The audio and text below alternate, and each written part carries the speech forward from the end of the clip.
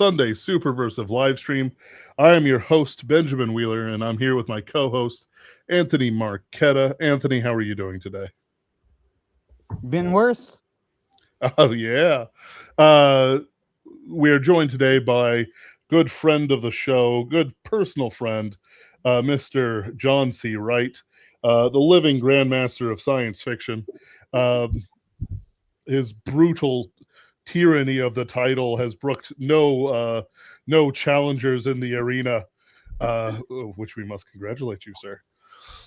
Thank you. Uh, so the reason why we have asked you forth is that you have another Kickstarter for the last few StarQuest books, 9 to 12, as well as a way to fund more covers for your works. It has gone incredibly well, uh, breezing past stretch goals and hitting well into the $7,000 range, which is fantastic. This might be your best one yet.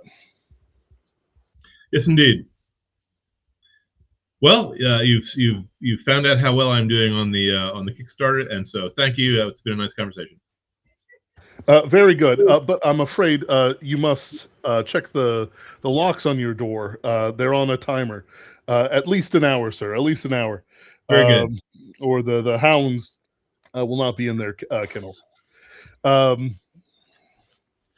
I'm in a room. I'm in a room where I've completely covered all the corners with plaster, so they're curved, so there's no angles. So the hounds of $10 cannot approach me from any direction. Foiled again. Who knew non-Euclidean geometry would be so useful? It would be. It would be. For those of you who are not up in your really obscure H.P. Lovecraft lore. Anyway. Yeah. Sometime we need to get you and Sandy Peterson in a room together. I think that would be very amusing for everyone. I would be honored. That guy basically saved H.P. Lovecraft from obscurity with his Call of Cthulhu game. Oh yes. And I'm a fan of his. So. So what questions do you have for me today? So you have released up to book 8, which I am currently reading. Really? What do you think of it? I am enjoying it very much. Yeah. I am enjoying Athos Lone's balancing of the many different conspiracies out to get him. I'm not quite. I must have forgotten a moment, but I can't remember why he shot Schoolmaster Lou. I know he was Schoolmaster Lou because Schoolmaster Lou was one of the pirate bands that killed his uncle, who was one of the pirate hunters that showed up at Haviland's Hood during the battle. It was purely revenge for the bloodshed against his family. Very good. I think half of that fleet was made up of his relatives, so yes. He has more revenge too. Which I really appreciated the fleet battles in the last books. The spheres and the war moons and the counting of the guns. Yet it never seemed clinical or how should I put it? It retained a red-blooded atmosphere that I think more science fiction would emulate if it had the testicular fortitude for it. Thank you very much. I worked a lot on that specific scene. I'm trying to copy some of the energy and grandeur of E. Doc Smith's Lensman series, the battle sequences in that. If you ever read that books. Oh yes. And I'm also trying to capture on paper something that's kind of difficult to do. I was trying to get the some of the energy and excitement of the Star Wars battles from the movies. Now, on a movie, it's really easy to show like a dogfight or something and have the people in their seats being thrilled by the action and by the motion. But in text, you have to actually put that in the reader's imagination, which is hard to do. So, Yes. I did want to make sure that any of my war gamers who read my books don't notice any tiny mistakes in continuity of the 200 or some odd warships that I mentioned, most of which by name. So I have over 70 pages of notes, including 22 charts, just of that battle, just so I could make sure I kept my continuity correct. You see, and it's absurdly intricate. I have no idea why the muse commanded me to to put these things in the particular order that they did, but I wanted to get that flavor of the pulp magazine stories, where instead of just shooting energy weapons from a distance, which is probably the realistic way space battles will actually be conducted in our real future, I had to have the guys come within grappling distance and within hand-to-hand combat distance with my space marines, so they could bash each other with space axes. The whole thing was a blast to write, and I'm glad you enjoyed that scene. Which goes on. By the way, my fight scenes go on for chapters, page after page after page. I've had one reader say that he didn't like the fight scenes that were too long, and I just said, yeah, sometimes you just have to agree to disagree. I don't think you could ever have a fight scene that goes on for too long. Absolutely not. The idea of a fight scene that goes on too long, well, there are ways to do it, but you have to be, boring, and the stakes have to be worthless, The trick to any fight scene, if I can just give a little writing advice to anyone who's interested in becoming a writer out there, is you have to play it like a chess game, where the last move of the good guys and the bad guys forces the other side to have two options, usually two bad options. Then they have to make a desperate choice between those two options. And whatever they choose, if they do it cleverly, if they do something clever, that will force the other side back into only a limited range of possible responses. You say, and you just keep the tension up by just ratcheting up the stakes, the speed and the power of everything that's going on. So, and in my case, you have the pirate king, you have the pirate chieftain be someone who's actually a police officer in disguise, who has to give the order to open fire against his own relatives who are coming to stop him. Right. It's very good. Yeah, the only thing important in that scene, which I have to ask you since you did read it, is there a way to make space walruses seem warlike, seem frightening? I mean, when they're in their mech suits, they're a little bit more ferocious looking. But the second you break them out and they're, flopping on the floor as fast as they can, it's not frightening until they're upon you and goring you. You forget that in space there is no floor. It's just 0G. They actually would probably do better in space than a biped, because we still have an up and down. That's fair.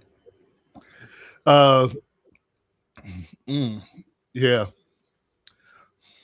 Well, no, they would have to have the limbs to push themselves against such things, and it's hard to catch something when you only have a flipper. Well, these are space whales. Their flippers have digits. They can they're species that can manipulate their environment. So. Oh, okay. Well, that explains how they could make the mech suits then. Yeah. In other, you said you had read partway into book 9, the Sinister Syndicate of Space. Yes. Oh, 8. Okay, you're on 8, which is 8. Is 8. Okay. Which I think is one of the best ones. Yes. Have you gotten to the scene where the meeting of the Secret Seven yet? No. Okay. I'm currently to know that I'm writing a book that I wrote a book that has a meeting of a group called the Secret Seven, and it's the Sinister Syndicate of Space, the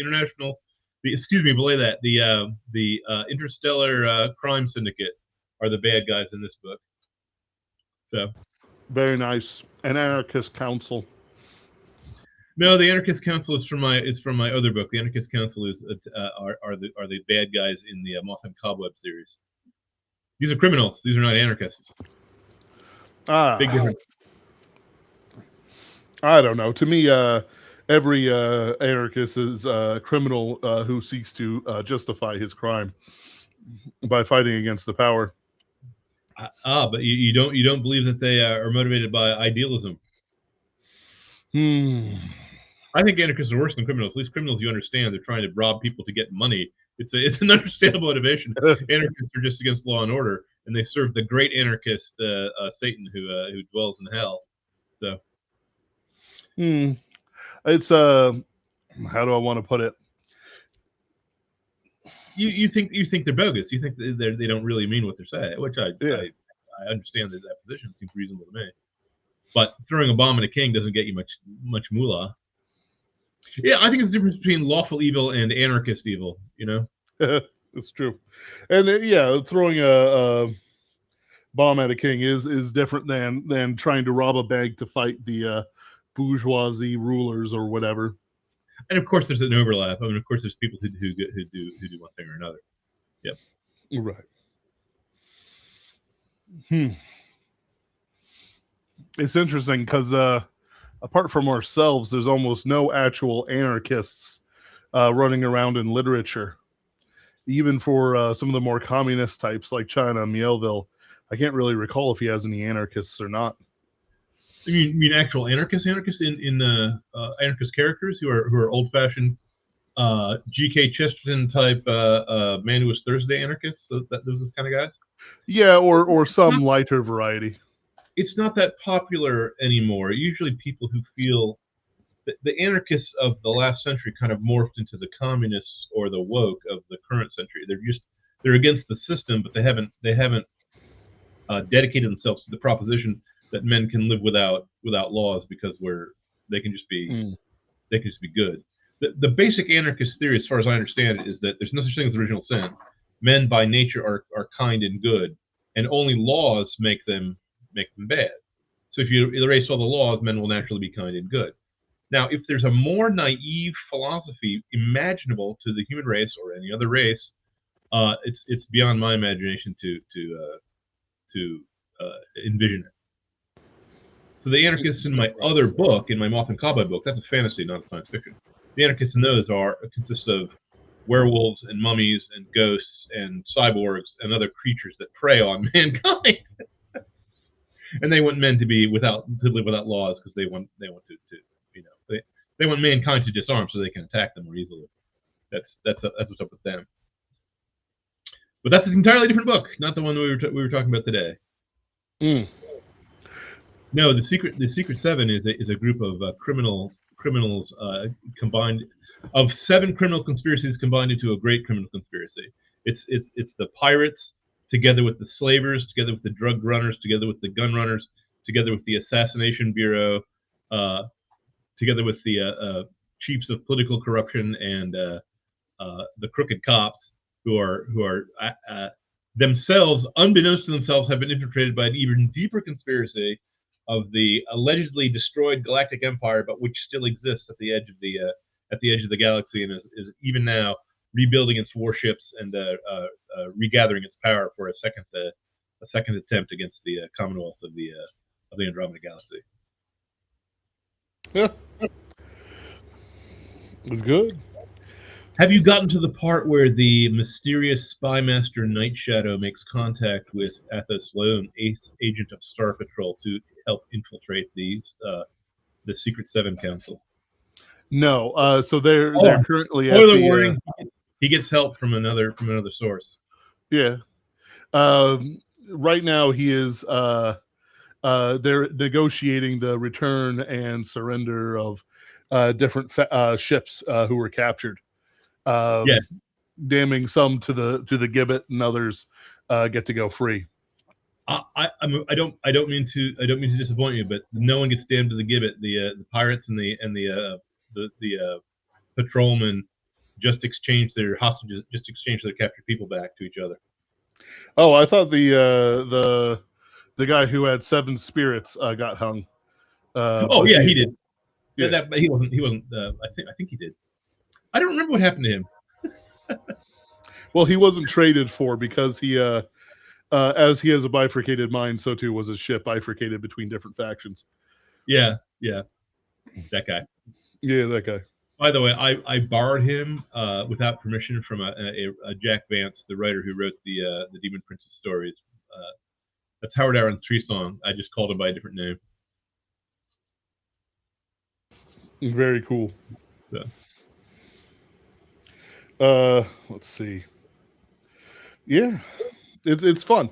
It's like, obviously we don't need to rehash all the stuff that goes on with Barnes and Noble and the big trad publishers and their shambling zombies and so on and so forth. But it's just so refreshing to actually have decent science fiction that is both not a Dune-like tome of a space opera, and also not. I don't. It's weird because it's like there's tons of romance going involved, but it's not obsessed with disordered romance, which is to me the bane and folly of many science fictions I used to read, especially when it was like the $50 to 50K or whatever it was called. It's like, oh, there's the romance between the pirate queen and the captain. Well, and I do have a like, romance between the pirate queen and the Duke that came to arrest her, but that was all not only off stage, but it was also 50 years ago. right. All my three of my main characters are sons and daughters of the pirate queen and the war hero who helped overthrow the Galactic Empire. My version of Han Solo was an exiled Duke instead of just being a lovable rogue, but he married a lovable rogue instead of marrying a princess. Does that make sense? I took all the characters from Star Trek, but I just flipped them a little bit and gave them a little bit of personality. But so all the sons of the pirate queen, when Athos Lone is in disguise trying to infiltrate the current generation of pirates, he keeps running across some older pirates from the previous generation who remember his mom.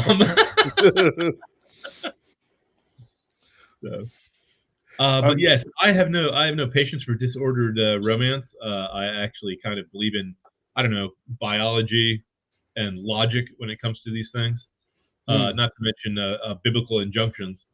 But I also don't want to get in people's way if they just want to enjoy a rollicking adventure story. One of the things that I think is missing from science fiction is fun. Do you notice that no one tells a joke in Dune? I like Dune just fine. It's one of my favorite books. Don't get me wrong, but it's not amusing. No. It's operatic, but it's not space opera. Space opera is like Doc E. Smith's Lensman. Those books are actually fun. They're over the top, but they're supposed to be over the top. They're supposed to be grandiose. They're supposed to be grandiloquent. They're supposed to be, purple prose. Right. It's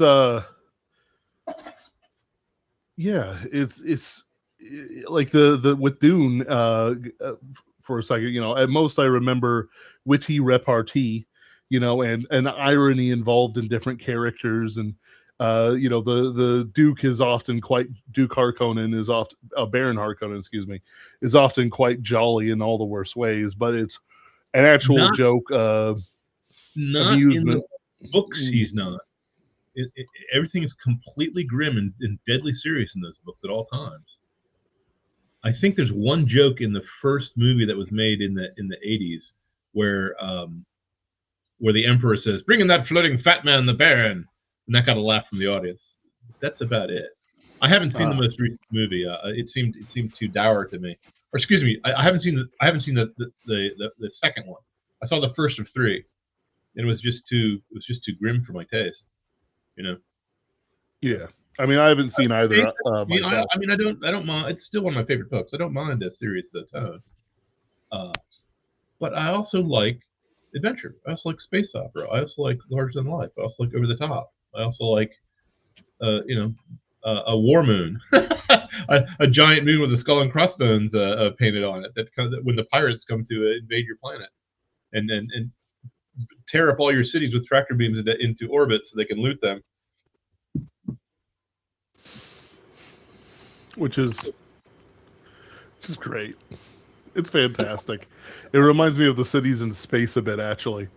It's supposed to. The Spin Dizzy engine. Yes, that's from James Blish. That's direct steal from James Blish, because I figured he would permit me because it was he got the idea from a legitimate scientific speculation about the relationship between spin and gravity. The spin. I dig it. Which is drawing some connections. You probably are aware the next series of JoJo's Bizarre Adventure has started, and the characters have an ability called the spin. I am aware.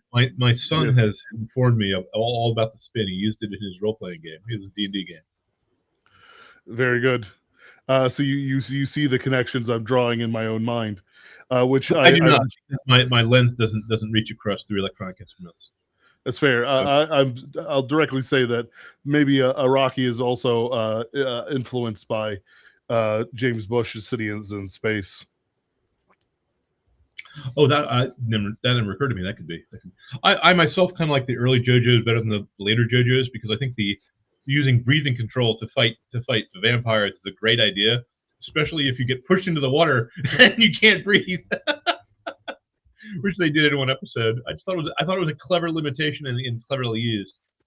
That's what I like. That's why I rank fight scenes the way I do. I like it when there are both limits and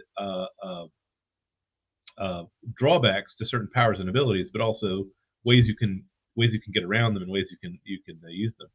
Mm. So.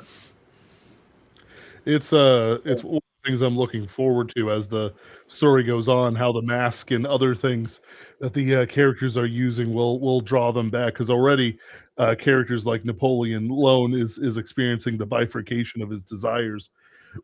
Where he must keep certain secrets, but at the same time, if it wasn't for fortune on another front, he might be stuck in his romantic endeavors. His romantic endeavors, in fact, form a major part of the next upcoming book, which is called Space Princess of Arcadia. I decided I could not write a space opera without at least one of the 12 books having a space princess in it by name, and usually I switch back and forth between scenes between my major characters, but the ninth book is 100% Napoleon and Lyrazel Centauri on their quest. Now that she's finally achieved the spoiler warning, she found out something that she needed to find out. Mm. Well, she finally met her stepfather after all these years. Yep. Which I thought was done very well. I thought it was very romantic, especially since all the pirates are looking on in wonder at what in the world is going on.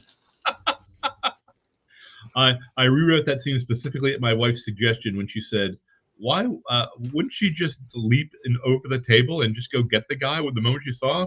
And I said, "Yeah." So what you're seeing is the second version and the better version, in my opinion. That's one advantage to being married to your editor. If you get along with your wife and you get along with your editor, it's always a good thing.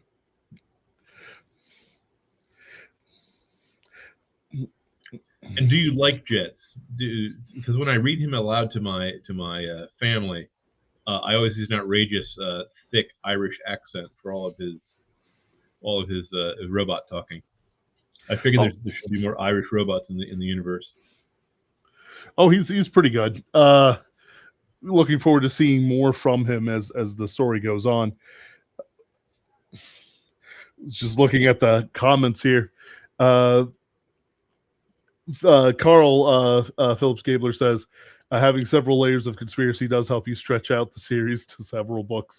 Yeah, you have to defeat each one in turn. Eventually we'll get back to the Mary Cat burglar and stuff like that. Well, that's what Doc E. Smith did. That's why his books live in my heart to this day. Is because the first book was about him fighting space pirates. The second book in his series was about him fighting drug runners. The third was the military operations of the evil empire of the Second Galaxy. And the fourth was his children fighting the psychic overlords who were behind all of those four conspiracies. It was like layers of an onion. And that's what Disney, in my personal opinion, failed to do with Force Awakens and The Last Jedi. Once the Empire is defeated, you have to say what the next step is beyond that. Now, there's only really two ways you can go. Either you have to say remnants of the Empire have recombined under like General Thrawn or something, which is a perfectly valid way to go. Or you say the galaxy is now divided into two halves: the Imperials against the Republic. Or you have to say the Empire was funded and supported by viewers like you. By a deeper conspiracy of things more powerful than just the military might of the Empire. John, you could mention that book 10 has the Mary Cat burglar in it again. Book 10 does have the Mary Cat burglar come back. Oh, good. For her Mary Cat burgling.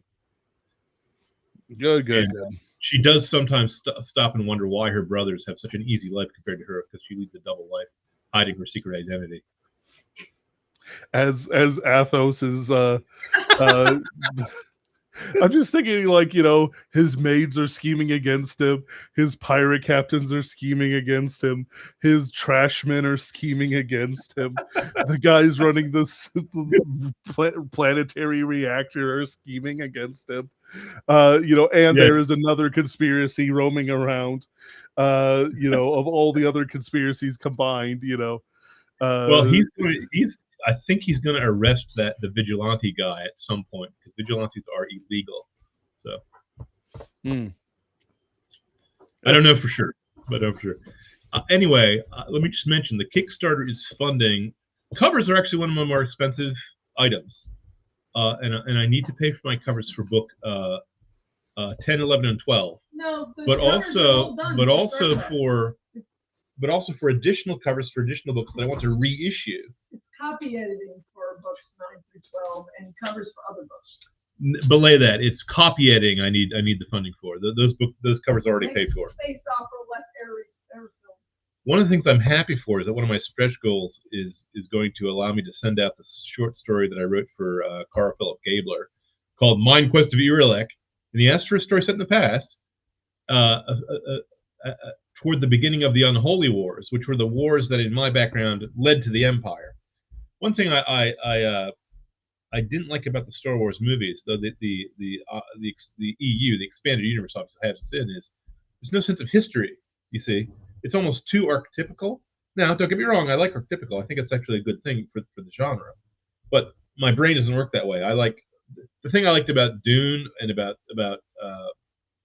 Lensman is there was a sense of history as to what had led up to that point. So in mine, I said what led up to the Empire, and it was that the weapons were so dangerous. Once you have planetary destroying weapons, you've basically got a Cold War situation, which everyone of my generation, everyone who's alive today on Earth, is familiar with. Weapons too dangerous to use.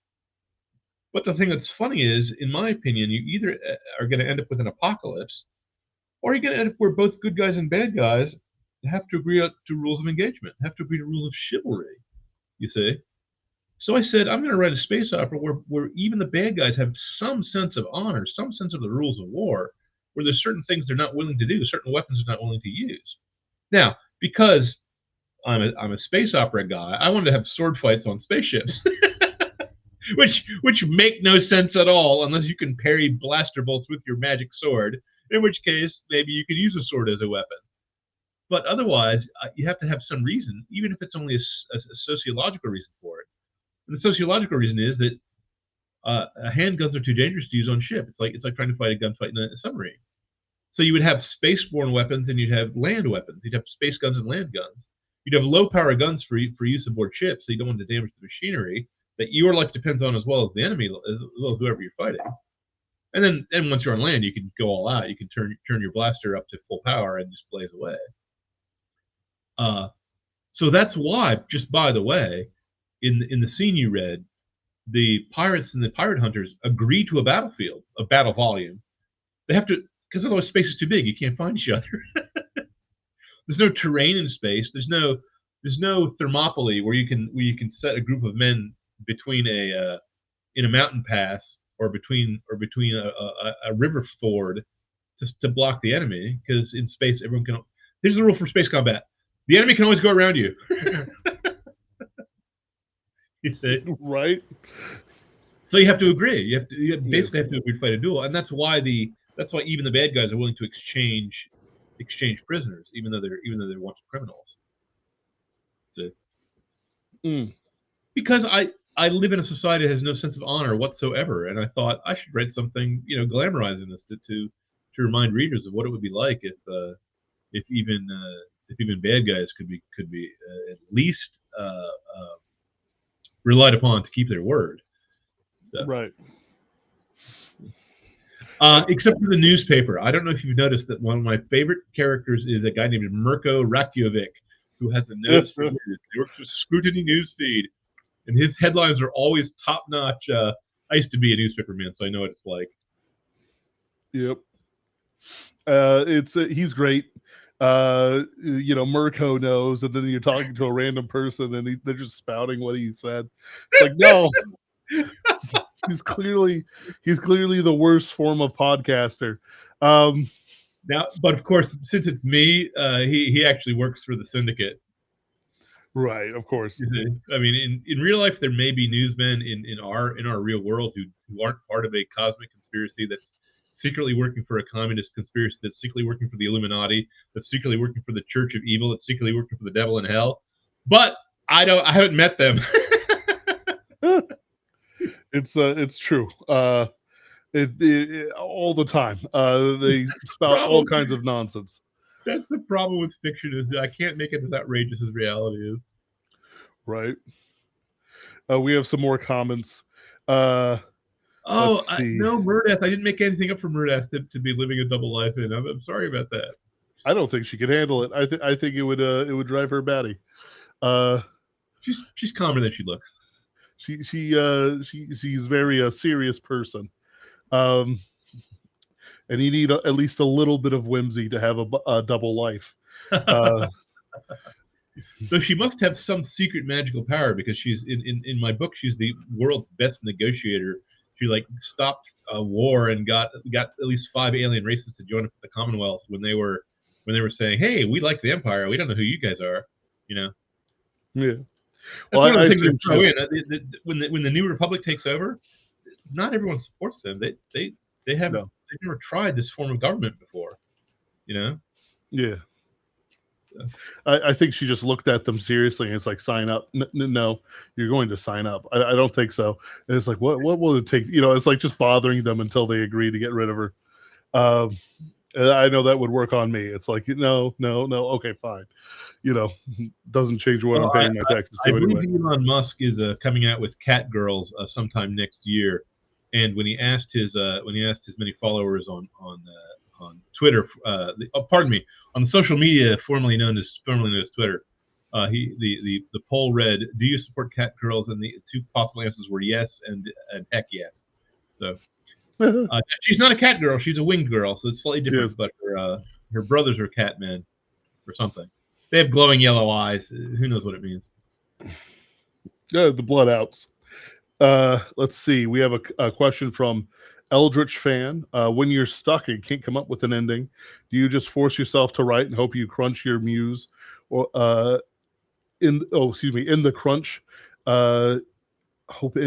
Your muse, will give you a fitting ending? That is oddly enough, that's a very interesting question to ask me, because half my books I outline very carefully before I sit down to write, and the other half I just wing. I just start at page 1 and start writing straight through. And in the first group, the times I've just sat down and written straight through, I think there was once and once only that failed me, and failed me after several months of writing, and I had to throw out over 100 pages, over 200 pages of work, and start again with a much more abbreviated opening, and that was for my Count to the Eschaton series, Count to Trillion in those books. I originally had a much longer period between when Menelaus Montrose wakes up from suspended hibernation and when he gets found by not Blackie Duquesne. What's my version called? Blackie de Lazarkel, to help with his conspiracy to take over the universe. So my answer is a tentative no.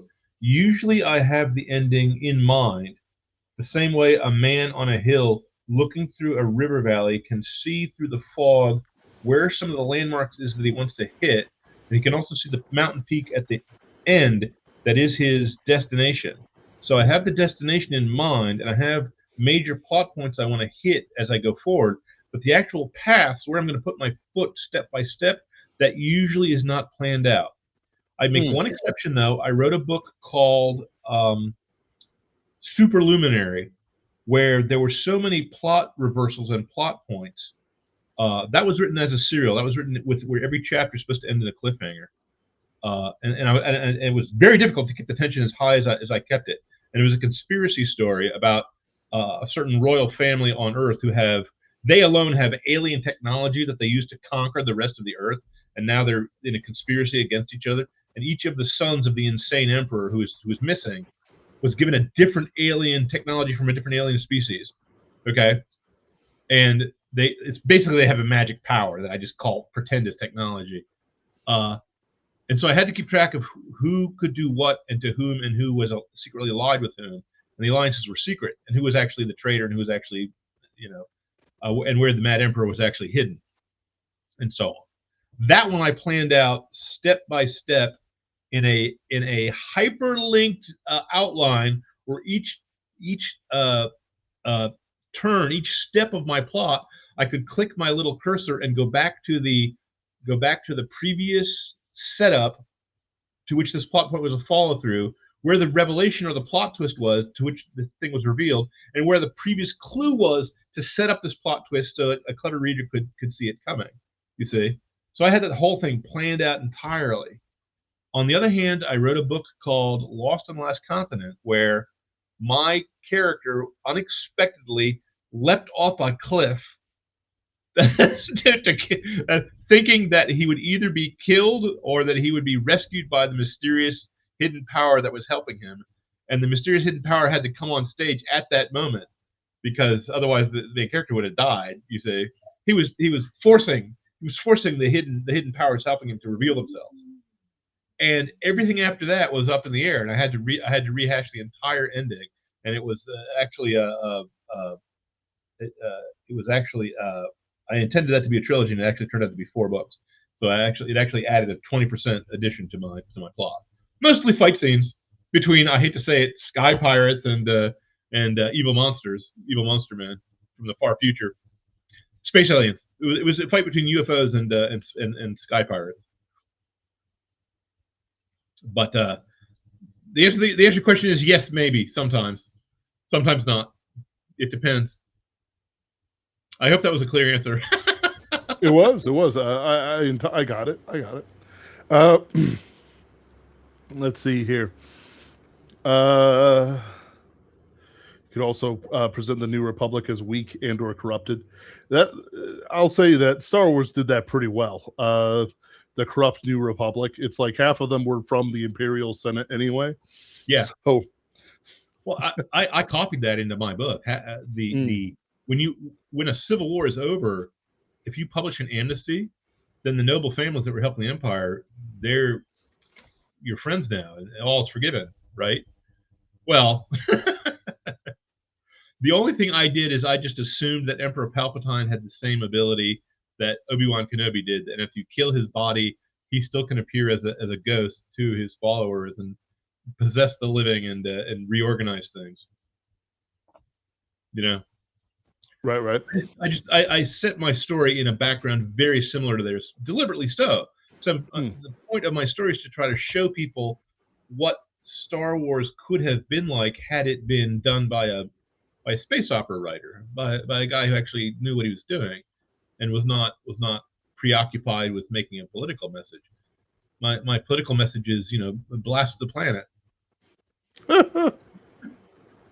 Get them. Yes. I also wanted my knights to be more like knights and less like samurai. That's just a personal preference. I wanted them to be like crusader knights. Yeah, I did like that quite a bit, and I'm looking forward to hopefully seeing more of them in the books ahead. Yes. Well, the other thing that happened is, do you remember the stormtrooper from Force Awakens who clearly had force powers and should have been the main love interest for the girl, instead of her being able to do everything herself, needing no help? Remember that guy? Yeah. I decided that I would just, in my imagination, if he was played by the same actor who played Mace Windu or something like that, he was actually not a comedy relief character, but was a deadly military guy and had force powers, he would eventually get training and he would eventually get missions. Because he's a defector. So that's what I did. That's who Flint is. Flint and Steel. And I decided to play up the fact that he was a clone and refers to all of us as motherborn. Because we have mothers and he doesn't. Yeah, he has a to. He's got a lot more brothers than we do. He's got 100 brothers. Well, I was just thinking, it's like, I bet you know, like he pushes you into a locker. I bet you nerds have, you know, get soft from your mother's affection, Yeah. cutting the crust off your sandwich and everything. There is a scene. There is a scene where he's talking to where he's talking to his fellow clones, and they think people with family lives are weak. And by the way, I'm the least original. I shouldn't say this out loud, but I'm one of the least original writers of all time because I got that directly from Princess of Mars by Edgar Rice Burroughs. I don't know if you've read that book. It's the seminal work of science fiction, of planetary adventure stories. Oh, of course. The green Martians are communists. They lay eggs, but they don't keep the egg with the mom. They keep the eggs in a communal incubator, and they raise them by lottery, throwing away any eggs that look like they're genetically unfit and eugenically unfit. So there's no love between any mother and child in their background. There's one exception that happens to the one green Martian woman who is the one given control over John Carter, our Virginian gentleman. She's only one there who knows who her father is, but he's making it. That's actually a kind of a brilliant science fiction-y conceit, and those books are often underestimated. They're often just dismissed as childish adventure stories. But I'm sorry, no, Edgar Rice Burroughs is actually deep. You'll find no argument from us on that. He's you know, the founder in many regards of everything that we kind of love here. You know, it's like if you look through fantasy, you eventually get back to, you know, men like George MacDonald and so on. You know, but if you look back through science fiction, and William Morris too. Less famously though. Well, The World's End is not famous among science fiction guys.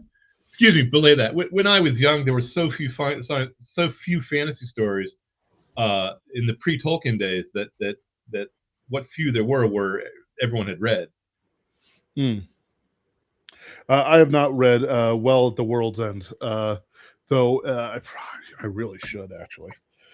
It's not an exciting book. You have to be a little patient with it. He's being very lyrical and slow.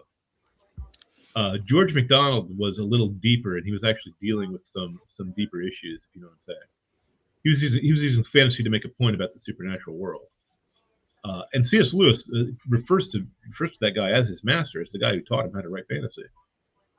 You know. Yeah. So. But you're right. Edgar Rice Burroughs is one of our founding members, along with H.G. Wells and Jules Verne. I would add Olaf Stapledon, who is a guy that I don't think anyone's read but me. Oh, excuse me, C.S. Lewis read him. Who was like a generation after Wells, maybe 10 years after him, and he wrote really large scale. He wrote mind-blowing, large-scale, deep science fiction. The sad thing was that he was a socialist, and so some of his ideas are just stupid. But you can't fault him for his imagination.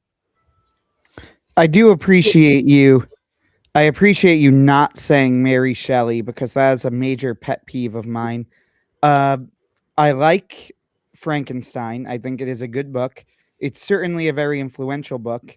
There is no way, shape, or form in which it can be described as the first science fiction novel, because that can mean one of two things. Either it is the first book that was written that can anyway be described as science fiction, like you have the tropes and it matches it.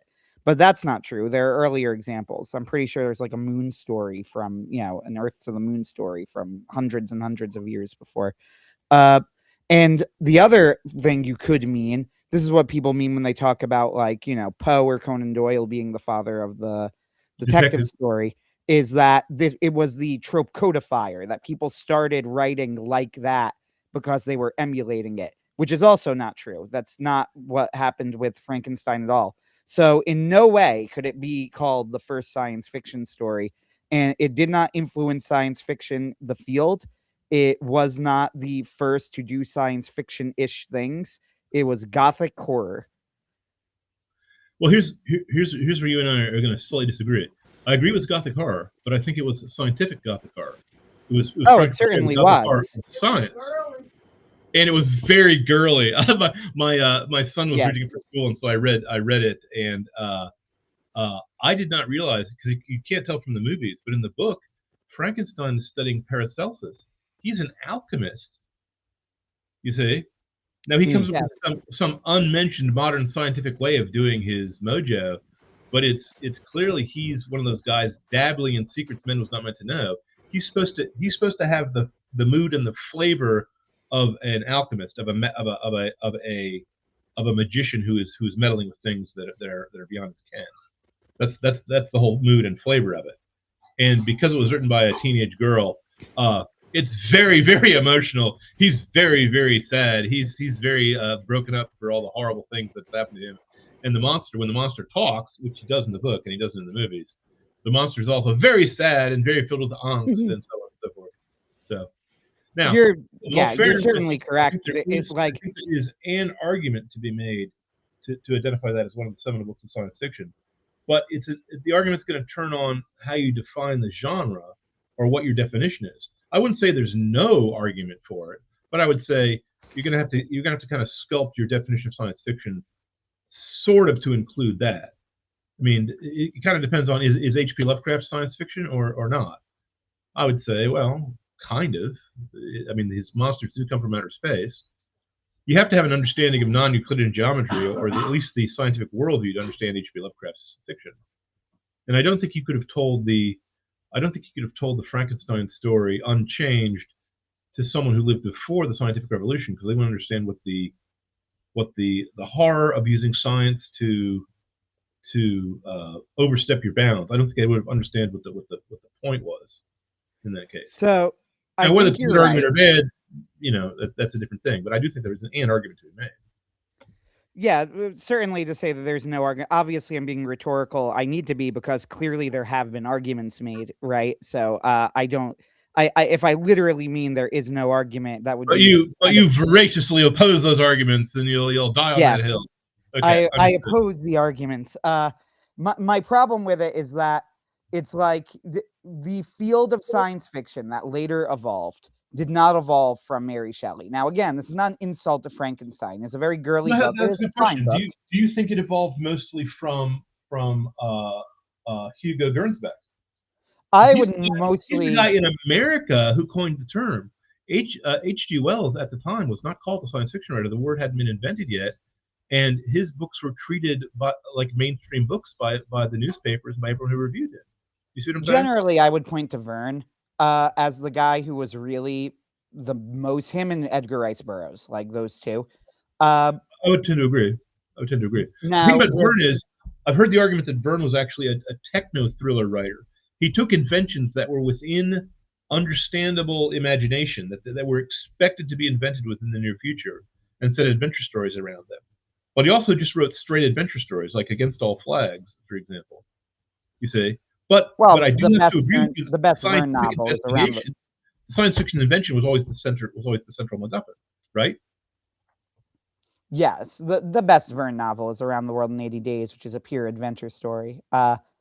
Grant, I do not state this as fact. This is my own opinion, and he has several great novels that people would mark as as his best, but it's my favorite, and it's not science fiction at all. That's science fiction. What about Voyage to the Center of the Earth? Is that science fiction or not? Voyage to the Center of the Earth. I mean, I assume. I'm sorry, Journey. Sorry, I said the wrong name. Journey to the Center of the Earth. Yes, I know what you mean. I assume there's a trick to this question, but my immediate thought is yes. I actually think it's an ambiguous case. There's science in it. Science. I mean, there's in the book he puts real science in it, but I don't know if you count it as a science fiction story or not. I guess I'm asking you your definition of the genre. I see. So I agree with you. Put something on your blog recently that I think is exactly it. Science fiction is the thing that people ask for when they ask for science fiction.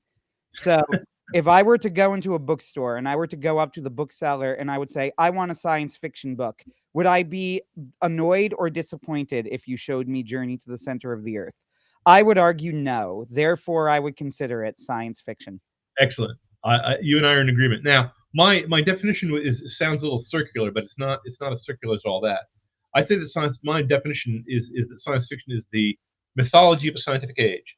It's people trying to wrestle with the questions about the human condition that the progress of science and the dangers of science have raised.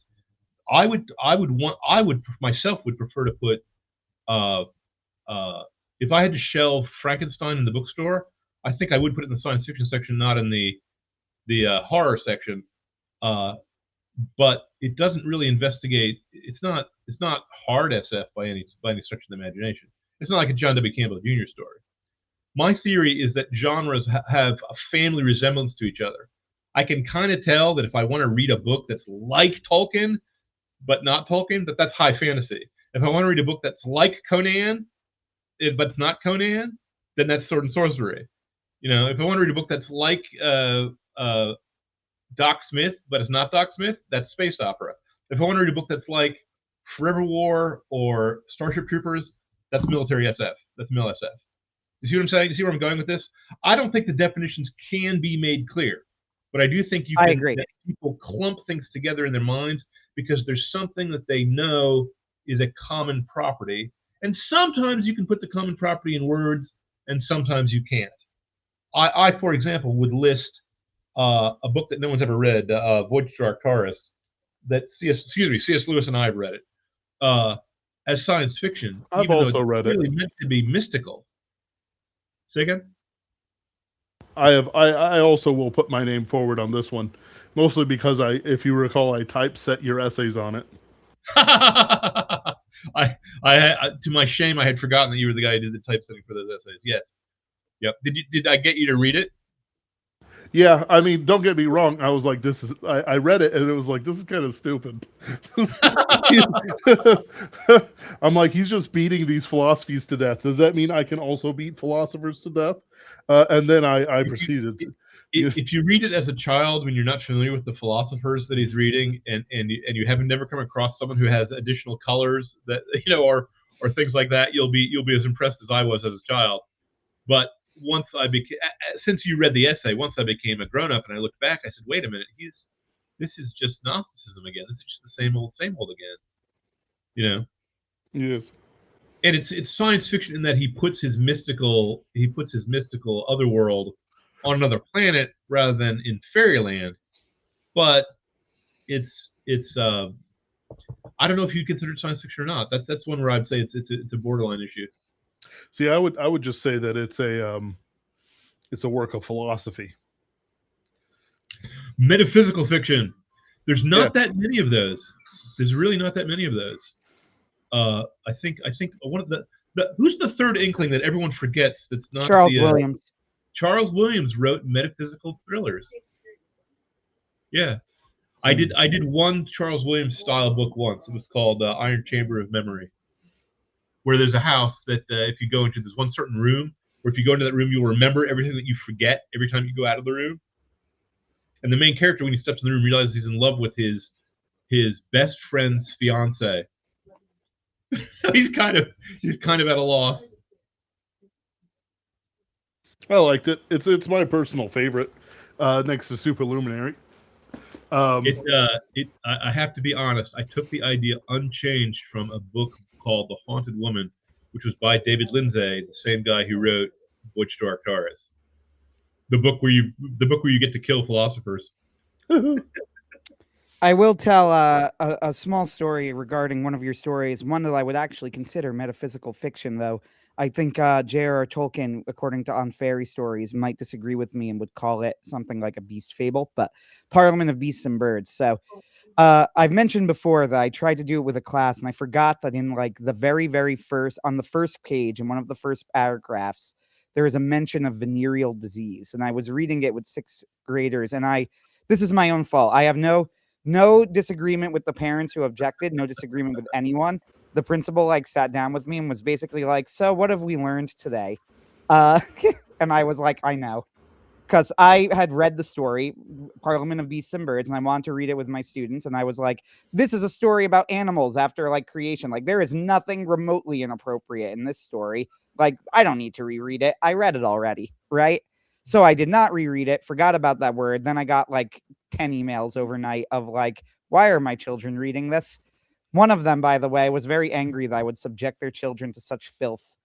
I'm sorry, I don't even remember what line that is. I don't remember that message. I know. I tossed that That was story my off. reaction as well. Like, It took me like the- 2 days to write that story. It's one that was purely inspired by the muse. I take no credit for it, and it's a favorite not just of you but also of several people. But I didn't put any thought into it. Now I It can rolled out say so that naturally, directly from the inspiration that I didn't have to struggle with it. Does that make sense? yes, I was able to actually try this one, get a mulligan and try again with a different group of students at a different school with fifth graders. This time, I like went over to my principal, showed them the parts I cut out, and said, "This is the Yeah. story." I Yeah. reread it. It was like literally half a paragraph or something, and that's it. The airplane version.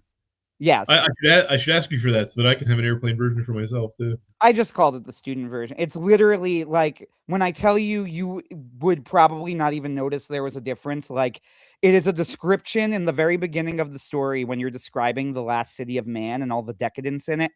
I cut out a couple things. I also changed, even though some of the students noticed it because I had it like on screen behind me and then I like backspace and edit it. But there's the word wolf bitch in the story. And wolf bitch, and I emphasize them, like they would make a comment, I go, it's not a curse word. He's using it in the actual technical meaning of the word bitch. I said, with that said, I don't want to explain this to parent. I'm just going to change it to girl wolf. She so wolf. I don't need to argue with people over it. What was that? Next time, change it to she wolf. She wolf. Yeah, she wolf is actually correct. Girl wolf is not. But it was. You have the author's blessing to Bowdlerize it, because I did not mean it to shock the conscience. Very good. I mean, even with I was like, this is a thing where you need to be mature. I'm like, and I'm reasonably certain that in this case I could defend myself well, because I'm like, no, he's using the actual technical meaning. It literally means female wolf. There is nothing inappropriate. Same with the word ass. It means donkey, right? Like that sort of thing. But nevertheless, I showed it to my class, and this was like, I had to like convince, the administration that we could do this. And I was like, I'm going to go through it very slowly, like line by line, because it has a lot of like large words and things like that. Stuff like things like that. So we did, and the students did seem interested in it. I have to say, they were more engaged than I was expecting. They found Leaf by Niggle very boring, which I was sad about, but they are fifth graders. Leaf by Niggle is hard. I don't think I liked Leaf by Niggle when I was a kid either. It was not until I was a grown up and I realized how poignant and sad it is. Yes, exactly. I didn't realize what he was driving at. See, I was just too young when I first read it. I think that might have been it. I wanted to, but I gave it a shot. But they really liked Parliament of Beasts and Birds. They were invested in the story. So you've resonated. Let me ask you two questions about it, if I may, if I can insert the conversation. Oh, yes. Is it science fiction as opposed to fantasy? What genre would you put it in? Well, Tolkien would be clear because on fairy stories, I believe he would consider it a beast fable. He would be very specific that it was not fantasy, not science fiction, but its own third thing. That was my second question. My second question was, would Tolkien consider it to be a fairy story? And I think it's not. I think he would. I actually think he would not. The beasts all represent just a different virtue or vice. And the story is actually about what's going to get you into heaven, basically. I think Tolkien would not. I don't think he would mean it as an insult, because he complimented several books of this type, but he would say that it was its own. It was a separate category of fiction. I agree. I'm not gonna disagree with Tolkien even by third hand. I would agree. There's no magic in it, for example. That's my cutoff line for fantasy. Yeah, it was. I had a conversation about this with a few people on Twitter. The Kursova, Alex of Kursova magazine, and a few other people on Twitter. We were discussing Tolkien, and he keeps coming up, and we keep centering conversation. And I said, well, I thought about for a moment. I said, it's impossible not to, because frankly, we're talking about one of the singular geniuses of the 20th century. When you think about it, he wrote how many well-known nonfiction essays? Perhaps 3. 2 on Beowulf, 1 on translating Beowulf, 1 Beowulf, the Monster and the Critics, and on fairy stories. All 3 of these nonfiction essays are foundational essays. One of them changed how Beowulf was viewed forever. Beowulf, yeah. it became like it became the touchstone for Beowulf critics. Like literally, if you look it up, they go like everybody responds to Tolkien's essay. Like it completely changed the discourse around Beowulf. Right. Tolkien wrote this. He also wrote an excellent essay on translating Beowulf to go with his translation, which, by the way, that essay contains a better translation than the actual translation that was released by Christopher Tolkien, because he translates it in he translates several verses into actual poetry, whereas the translation released by Christopher Tolkien is a prose translation. Right. Right. But that's neither here nor there. And then he releases 2 novels in his lifetime, one of which is an excellent children's novel, brilliant in its own way, but the other is the touchstone text of fantasy, the most transformative and popular work of fiction of its time. So it's like, oh, why do we keep, surely we can move on from Tolkien? And it's like, to be honest with you, when people go like, oh boy, how come we haven't produced another Tolkien? I'm like, I kind of wouldn't expect us to. Like, can I add a comment here? Yes. Why haven't we produced another Homer? I'm sorry. Homer wrote two poems, the Iliad and the Odyssey. They're absolutely foundational. 2001: A Space Odyssey was not based on the Iliad. Mm-hmm. Virgil's Aeneid was not based on the Iliad. I mean, it was based on something, though. And even when Milton opens Paradise Lost by an invocation to the muse, to the heavenly muse in his case, to inspire him and to tell him the story as to how to put into words what he's got to do, that's just copying. That's straight homage to Homer. Okay? Mm-hmm. So when you find someone who has a seminal work in science fiction or fantasy, everyone after him either has to be against him or for him. You can't just really ignore him, if you see what I'm saying. Now, I think that's exactly kind of get around it if you try to borrow something from an earlier strain of fantasy that he did not touch on. Like if you want to write a George MacDonald style story, for example, or if you want to try to harken back to the original fairy tales, the late medieval fairy tales, you can do that. But since he covered so many of the tropes, I think his genius was he did something. He took the tropes of a modern novel, in a modern novel where you keep track of things like how long it takes you to get from point A to point B, and whether you're running out of supplies and so on. And he combined that with a Norse myth vision of fighting on without hope, because his story is set before the coming of Christ. So you live in a world, and it's people to whom there's been no covenant made. If you understand what I'm saying, what I'm hinting at there. Mm-hmm. So they have to show pagan virtues without being pagans. So he's going to have to try to copy the Beowulf approach, if you see what I'm saying. Because in Beowulf, the poet had to set things in the pre-Christian world without making the pre-Christians look bad, but without pretending they were something other than they really were. You see? Now, Tolkien does all that, and he does it brilliantly. He basically defines what an elf and a dwarf is going to be treated like by Gary Gygax and everyone else for thereafter. But those are all realistic versions of those things. The elves in Shakespeare's Midsummer Night's Dream are not seen anywhere in Tolkien. There's nothing like that in Tolkien. In fact, Tolkien thought those were ridiculous. That had forgotten the original Norse vision of the Svartalfar and the Ljósálfar, of the light elves and the dark elves of the mythology. So that's my little rant about Tolkien. Yes, he is a singular genius. He's like a mountain in the middle of your terrain.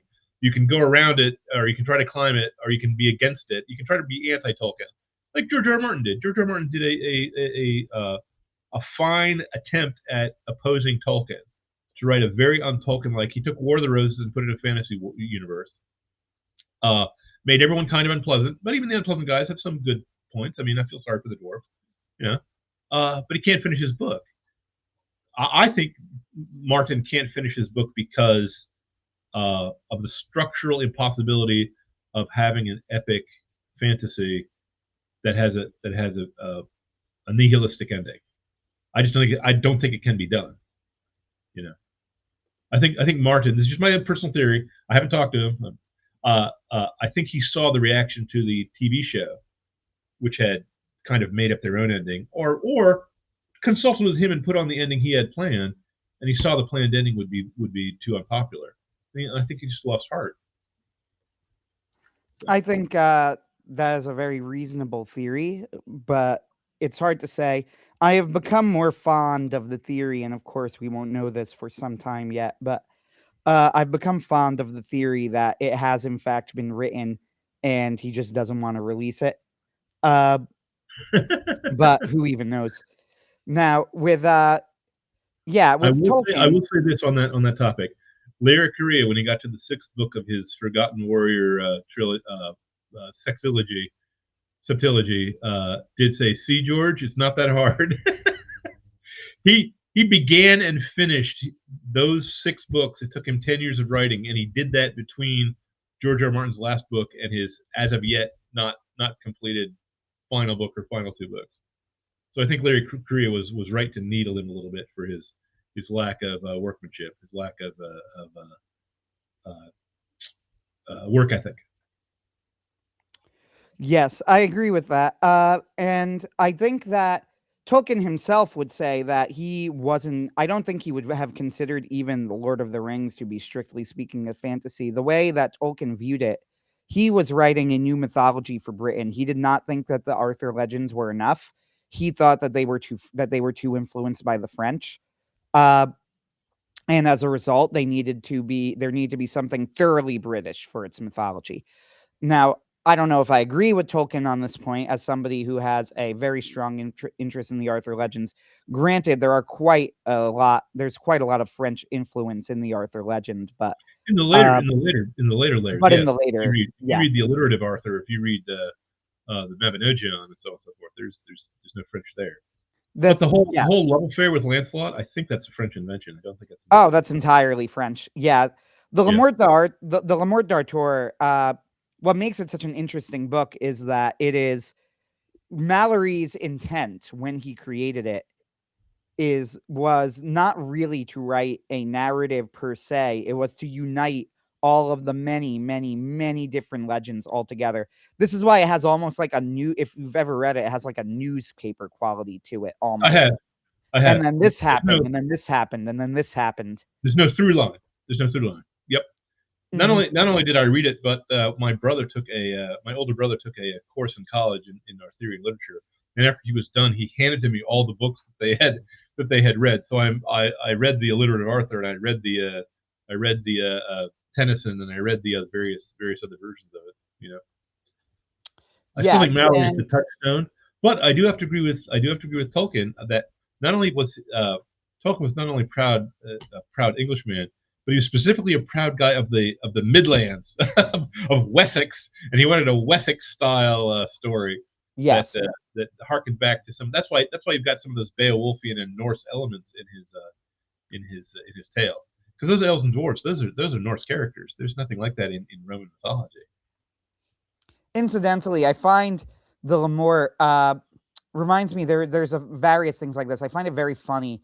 Les Miserables is the other one that I think of when I think of the phenomenon I'm about to talk about.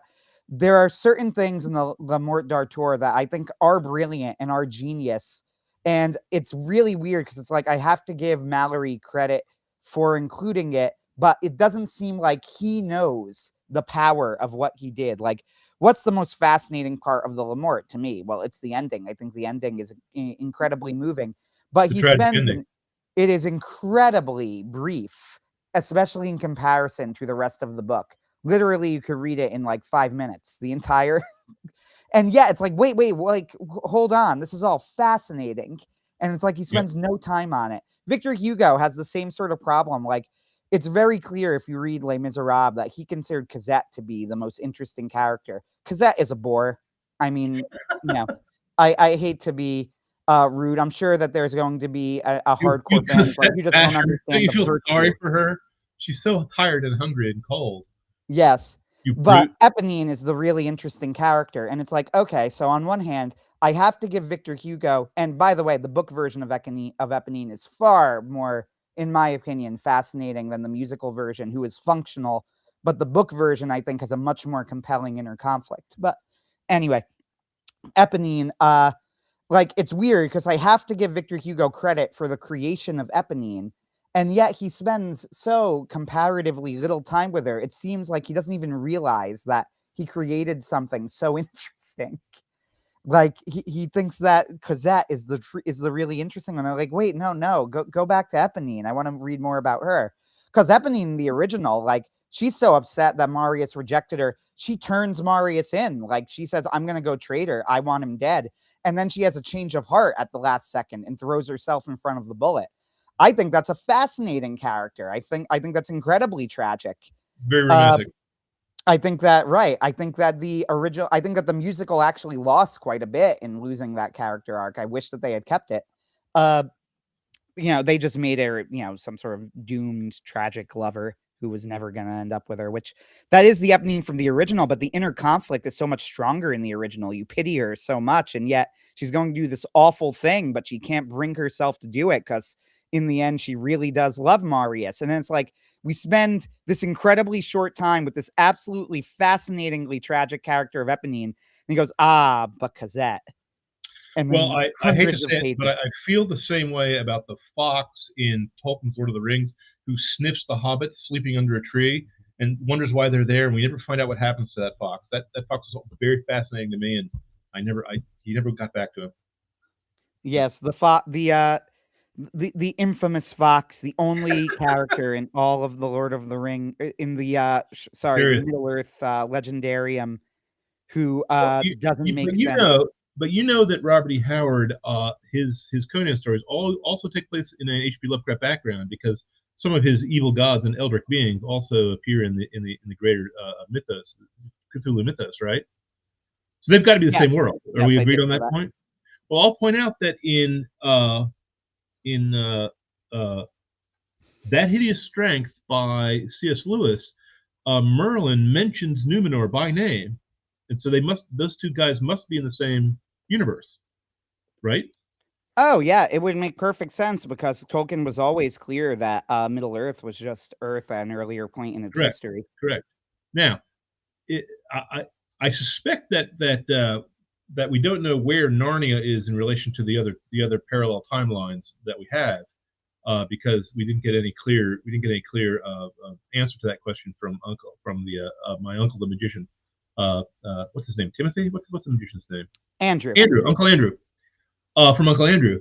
But if Narnia, if the continent of talking animals was somewhere else on the same planet as Middle Earth, then you could have had a talking wolf in a coracle or small boat come over from that and be dwelling near the old forest to consult with Tom Bombadil, and he might have just been sent out as a spy to sniff out where the ring was, but he didn't recognize it when it came because the ring was hidden from him because it's an invisibility ring.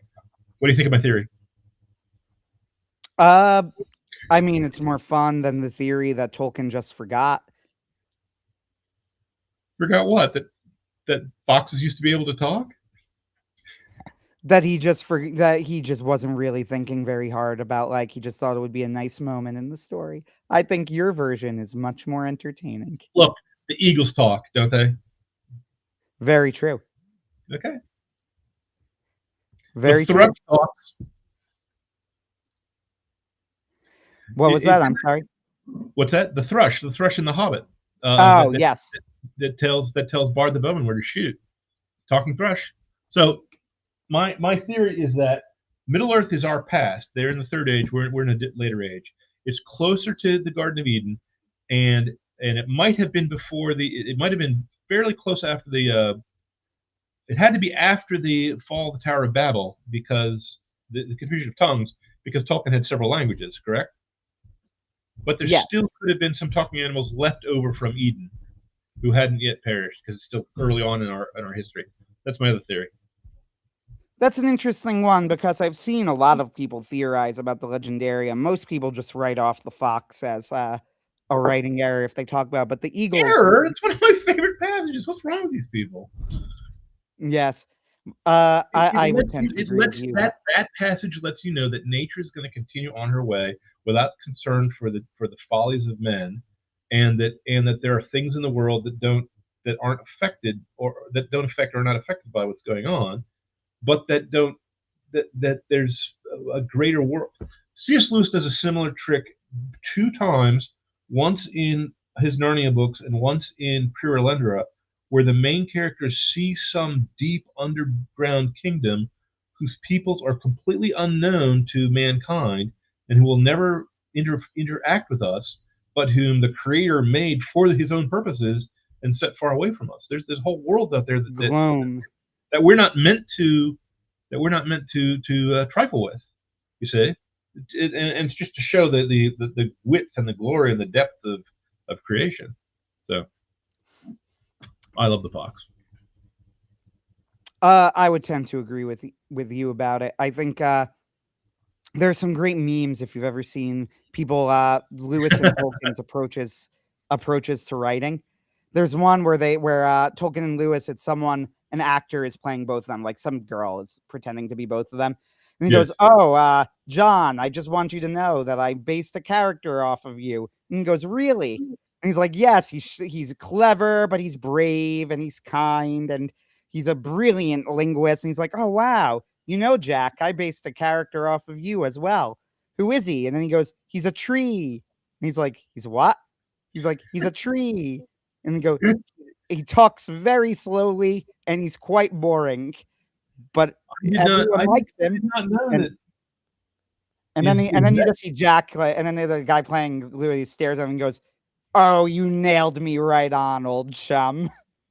I have known that Elwyn Ransom, the character from Out from the Silent Planet, was supposed to be based on Tolkien, and he's kidnapped by the 2 characters from H.G. Wells's First Men on the Moon. Just by the way, the book is clearly an homage and a rebuke of H.G. Wells. But I hadn't heard that Treebeard was based on Jack Lewis until now. That's news to me. I have heard so. I thought he was will basing it tell on you that himself. it was me. I heard it in that skit, and they were pretty confident of it. And I went, "Wait, really?" And I couldn't find it. However, I hope it's true, because it would be very funny. My wife has a T-shirt that says, "Be careful, or you'll end up in my novel." There you go. I myself have only ever based a character on one real life person. Usually, I base my characters on other characters from stories that I read when I was a kid. But it was a friend of mine. It was my friend's father was the most decorated NCO in the Vietnam War, and the man was a powerhouse. The man was really impressive, and I based Peter Waylock, the father who doesn't believe in magic, from my first novel, from Last Guardian of Everness, on him, and he was a tough cookie. He's a veteran in a wheelchair, and he later on gets the hammer of Thor, and he kicks ass. Pardon my language. Very nice. Reminds me of J.K. Rowling has always claimed she has only ever based one character explicitly off of a real person, and that character is Gilderoy Lockhart. I know a lot of Gilderoy Lockharts in my life, so I'm not surprised. Everybody, it's very funny, by the way. On the subject of Rowling, it's a very weird situation I'm in because I don't like Rowling. I don't respect Rowling. I think that Rowling did a horrible thing to her readers. And frankly, I don't think the Harry Potter series ended on a particularly high note. I think book 7 is okay, but not great. I'll let you have that opinion if you let me state mine on this really quickly before you go on. Please do.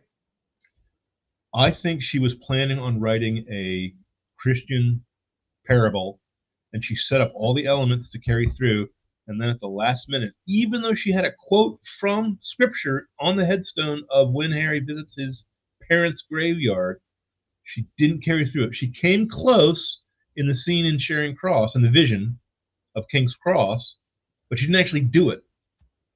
And then afterwards, when she decided that Dumbledore, the beloved Gandalf of our generation, the beloved character for so many childhood readers, was a sexual deviant, that was just horrible.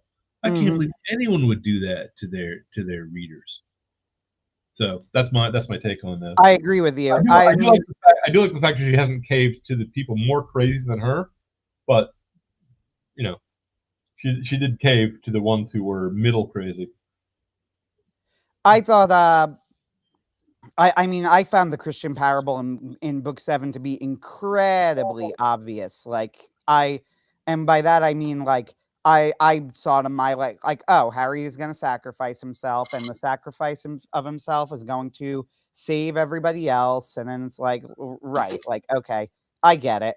Um, does that mean it's bad? No, I don't think book 7 is bad per se, right? Like I think it's fine. It works well enough. Um, But they Nevertheless, spend I all, think they Snape spend is a all that very time in the woods, not even going to school, not even doing anything of any particular import. And Dumbledore yeah, dies. it's Dumbledore dies by drinking poison. I'm sorry. It was bad. It was dumb. Dumbledore's death, I will tell you, was yeah, I grew up with the Harry Potter series. Literally, like I was 11 when I read the first book and 17 when I read the last book, right? So it was Yeah. very formative on me when I read them. And I Right. will tell you that when Snape kills Dumbledore, it's one of those things where it was really a you had to be there moment in culture, because it's like in retrospect, especially rereading the series and with the benefit of hindsight and reading over it, it is very obvious that something weird was going on and Snape was probably not really guilty of whatever, right? Like, Yeah. however, in the moment, it was so shocking. I remember like nearly dropping the book, being like, and I remember finishing it and being like, there is no way that just happened. And then you think for a moment and then you go, well, it didn't happen, did it? Right. But at the time, the impact of it was very strong. I will say. Having just mocked a writer who's superior to me, I'm going to say I have great respect for J.K. Rowling. She got an entire generation of kids to read. She was the biggest phenomenon of my lifetime. I don't think any writer since Dickens has had so many fans so vehemently fascinated for her books. So far be it from me to criticize her. And yet, as a reader, I can say I was disappointed with book 7. I thought it was going to go deeper than it did. Yes. Yeah, there were other structural problems with it. The introduction of the Deathly Hallows, But they were please keep in fine. mind, please keep in mind that I'm a dwarf mocking a giant for not being tall enough. Very true. And I say this about myself, but with like the introduction of the Deathly Hallows was odd. I think they, as a plot device, they were fine. I think that the tale of the three brothers was actually quite brilliant. I think that was a great concept, but I think that the fact that she introduced them, that made them a central plot point, all in the same book, was pretty sloppy.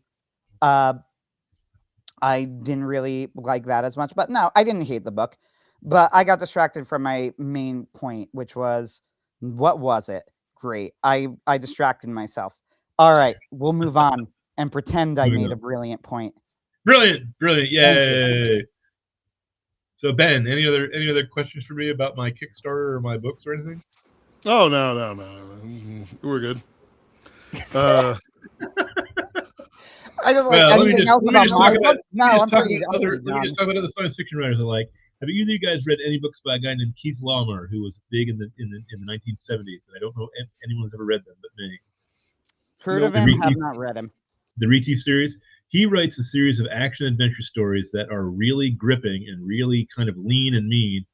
And he's remembered for his comedies, which are pretty funny. His comedic character is Retief, an ambassador who works for a bureaucracy that is continually trying to get the Terran Confederation, to surrender preemptively to the Groak, their enemies, and he has to go out himself and do James Bond type stuff against orders to try to save people from the idiotic inefficiency of the bureaucrats he works for. Okay, so you see the joke, but the thing is, Keith Laumer worked for an American embassy for a few years before he took up his pen as a science fiction writer. So he actually knows how bad the ambassadors are, the State Department is. Anyway, Laumer, Laumer. My favorite book by him is one called Dinosaur Beach, which has got I think some of the best time travel paradoxes I've ever seen. So that's one I would recommend to anyone. Well, yes, I've heard. What's the name of it again, please? Dinosaur Beach. Now, before Anthony reads it to his class, there is a sex scene stuck in the middle for no reason other than it was the 1970s. Yeesh. Ew. And Uh, With the dinosaurs? not with the dinosaurs. This was Oh. not written in the 1990s or in the 2020s.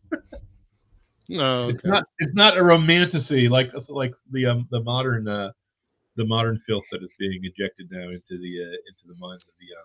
I blame Chuck Tingle. Yes. The great Here's a Chuck book to pick. Sorry, go ahead, sir. No, I'm not going to go ahead about Chuck Tingle anymore. I just referred to him. I mean, he was in competition with me for an award, so I feel kind of jealous. Yes. What I was going to say is here's a book to pick your brain You on. got that joke, Ben. Oh, I did get the I did get the joke, but I'm just Well, moving it's on. it's like compared to a pinnacle of art. This is a lavish science fiction by the Grandmaster himself, and then there's a picture. And then there's a picture of a Space book Raptor. whose cover is No. Let's move on. Let's move on. Yes. This is supposed to be a PG rated show anyway.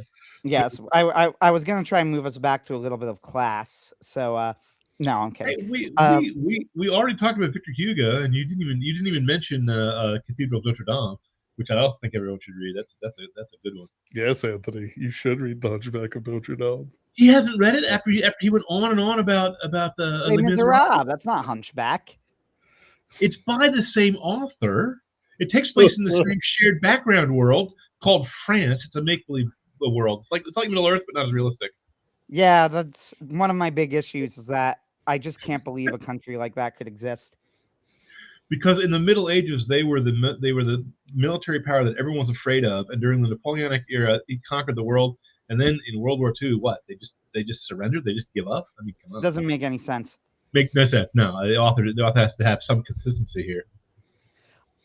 I was going to ask you about A Canticle for Leibowitz, since I know from discussion on your blog that you have finally read it. One of my all-time favorite books. Deservedly so. I read it when I was a youth, and I was an atheist youth, so I did not get what he was driving at. Rereading it, I am floored. I am actually knocked out of my socks by how good it is. It's written in 3 parts because it was originally written for a magazine, back in the day, you would write for magazines, and you would write to spec, you would write to your word count, and then you would put the 3 parts together in a paperback. That's why all the paperbacks from the 1970s and 1960s are the same length, except for Dune, which was longer because it didn't go through that route. But Canticle for Leibowitz takes place in 3 sections: the Dark Ages that comes right after an atomic war, the Renaissance that comes a generation or 2 later, and then the Space Age, which comes 100 years or so after that. And in each one of them, he's dealing not just with whatever the science fictional conflict is that involves the main action, but also with some kind of rather deep and pertinent religious, moral, or ethical question, like, what do you do? Is euthanasia permissible for victims of radiation poisoning who are going to die in pain anyway, no matter what you do? And he doesn't flinch. He doesn't show the futuristic Catholic Church either as being an unalloyed good guy or an unalloyed bad guy. He shows them with the same complexity that the real institution really has in our day and age and in the past, but also unyielding on its central principles. You see, so I was quite impressed. And there's a quote from a completely make-believe papal bull, which hasn't been written yet. It's not going to be written for another 200 years from the future, talking about the theological error of apotheosizing, of making an idol out of a nation state or an economic system, and what that does when you start treating nations as if they're your god. And I thought, I wish that was the real papal bull. that's absolutely brilliant. And the guy's got 100% correct. And there's also humor and wryness and also deep sadness, because each of the 3 stories ends with another brutal and meaningless death. So the camera never blinks. He reminds me of Homer in that sense. Homer's an author who doesn't shy away from showing both the glory and the horror of war. And Miller does not shy away from showing both the glory and the horror of mankind. Yeah, I would say with The Canticle for Leibowitz, first off, I reread it like by accident. I was trying to look something up in the book and I started reading it and I got sucked in, just reread the whole book in like 4 days. because it's that great of a book. It was like the third or fourth time I've read it, Yeah. but rereading the book, it's incredibly quotable. But what strikes me about it is that Miller is setting up this in all three books, like this series of debates between the world and the church. But Yes. the notable thing about it that's so fascinating is that by all appearances, he has the world win every time. Like the church, as far as like you could go, if they're making an argument that is a practical argument, they're wrong, right? Like, what Right. what's the point of the monastery? They're preserved. What do they say in book 2? Why are you even doing this? Like, if you're gonna, why are you hoarding the knowledge here instead of sending it out? And then meanwhile, you go into book 3. Well, why are you saving the knowledge at all if humanity's just going to destroy themselves all over again? And the answer is, well, if your goal is to help humanity in some vague humanistic way, then obviously it's a complete failure, right? Like, because you're not helping them. The simpletons are correct. It's only leading to humanity's destruction. So what is the point? But that's why they have that amazing scene at the end of book 2 when the abbot starts quoting scripture at the scientist who's telling him, like, oh, there's the, we think that maybe we evolved from a different lesser man. And he starts quoting Genesis at him. And he goes, see, I knew that you were superstitious because you're quoting scripture at a scientific theory. You're claiming, I don't believe in your creation story. And then the abbot says, if you were actually listening to the verses I quoted, you would note that I was not quoting creation. I was quoting the fall of man. It's like, we've already knew that man was fallen. You don't need to invent a new story. Like you don't. Not only that scene brilliant, but I'll remind you one other thing that was in that scene. The so-called scientist is the guy continually assumes the monk the members of the monastery that the monks are superstitious and unscientific. But each one of his theories that, for example, that we evolved from the servant race of human beings, not from the real humans, that we evolved from androids. Yes. Which is sheer nonsense, which comes out of RUR. The guy got that idea from a scrap of a leftover science fiction story that Miller doesn't mention by name, but I know which one he's talking about. He's the one who's actually unscientific, you say? Oh, one of the best lines. But he kind of redeems himself at the end because he's not willing to turn over the military secrets. He's not willing to turn over the military plans of the monastery to the king who sent him here. So yeah, one of the funniest lines is when he's giving the lecture to the monks about science, and they're all waiting there. And then one of the monks raises his hands, and he goes, "Yes." And the monk goes, "Question: have you considered Augustine's theory at all about creation? That we came forth in a single moment of glory that spread across the cosmos?" And then the scientist like rolls his eyes at him and goes, "No, I haven't looked at that yet. I'll get on that." And then the guy goes, and then the monk just goes, "Okay, thank you. I was just wondering." And he's obviously referencing. Yeah, the scientist thinks himself as enlightened, and he's the only one in the room who's narrow-minded. So anyway, yes, Walter Miller's.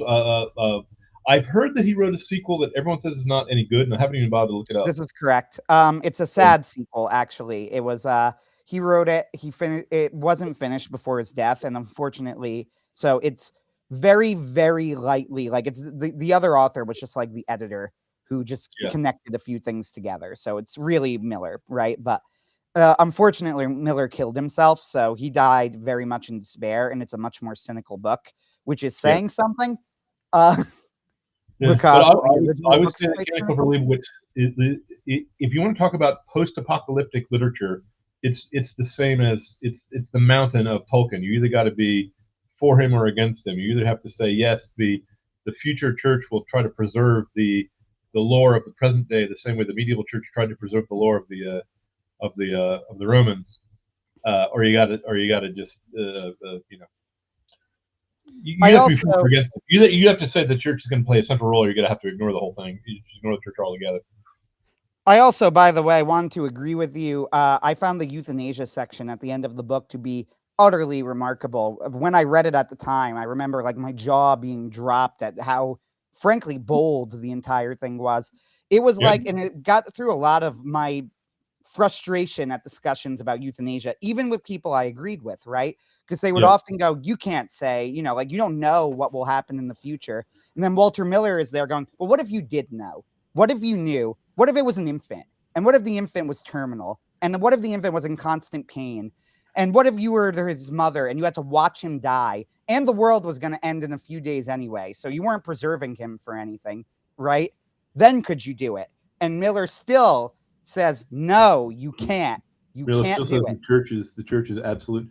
That's one reason why I became Catholic in the first place. When I read law when I went to law school, there are certain laws that are quite clear and black and white, and other laws that are quite nuanced because there are shades of gray involved, and you have to weigh two contrary goods against each other that are mutually exclusive, you say. And when you do that, you have to get a little bit of wisdom. I think that the Anglo-American common law is one of the greatest mental artifacts of mankind. I think it's far better than the continental law, and is a far better way to make law because you're making it on a case-by-case basis, and always it appertains to the case at hand. That's why I'm more offended by activist judges, I think, than most people are, because they're really betraying the most sacred charge of what a judge is supposed to do when he gives a decree.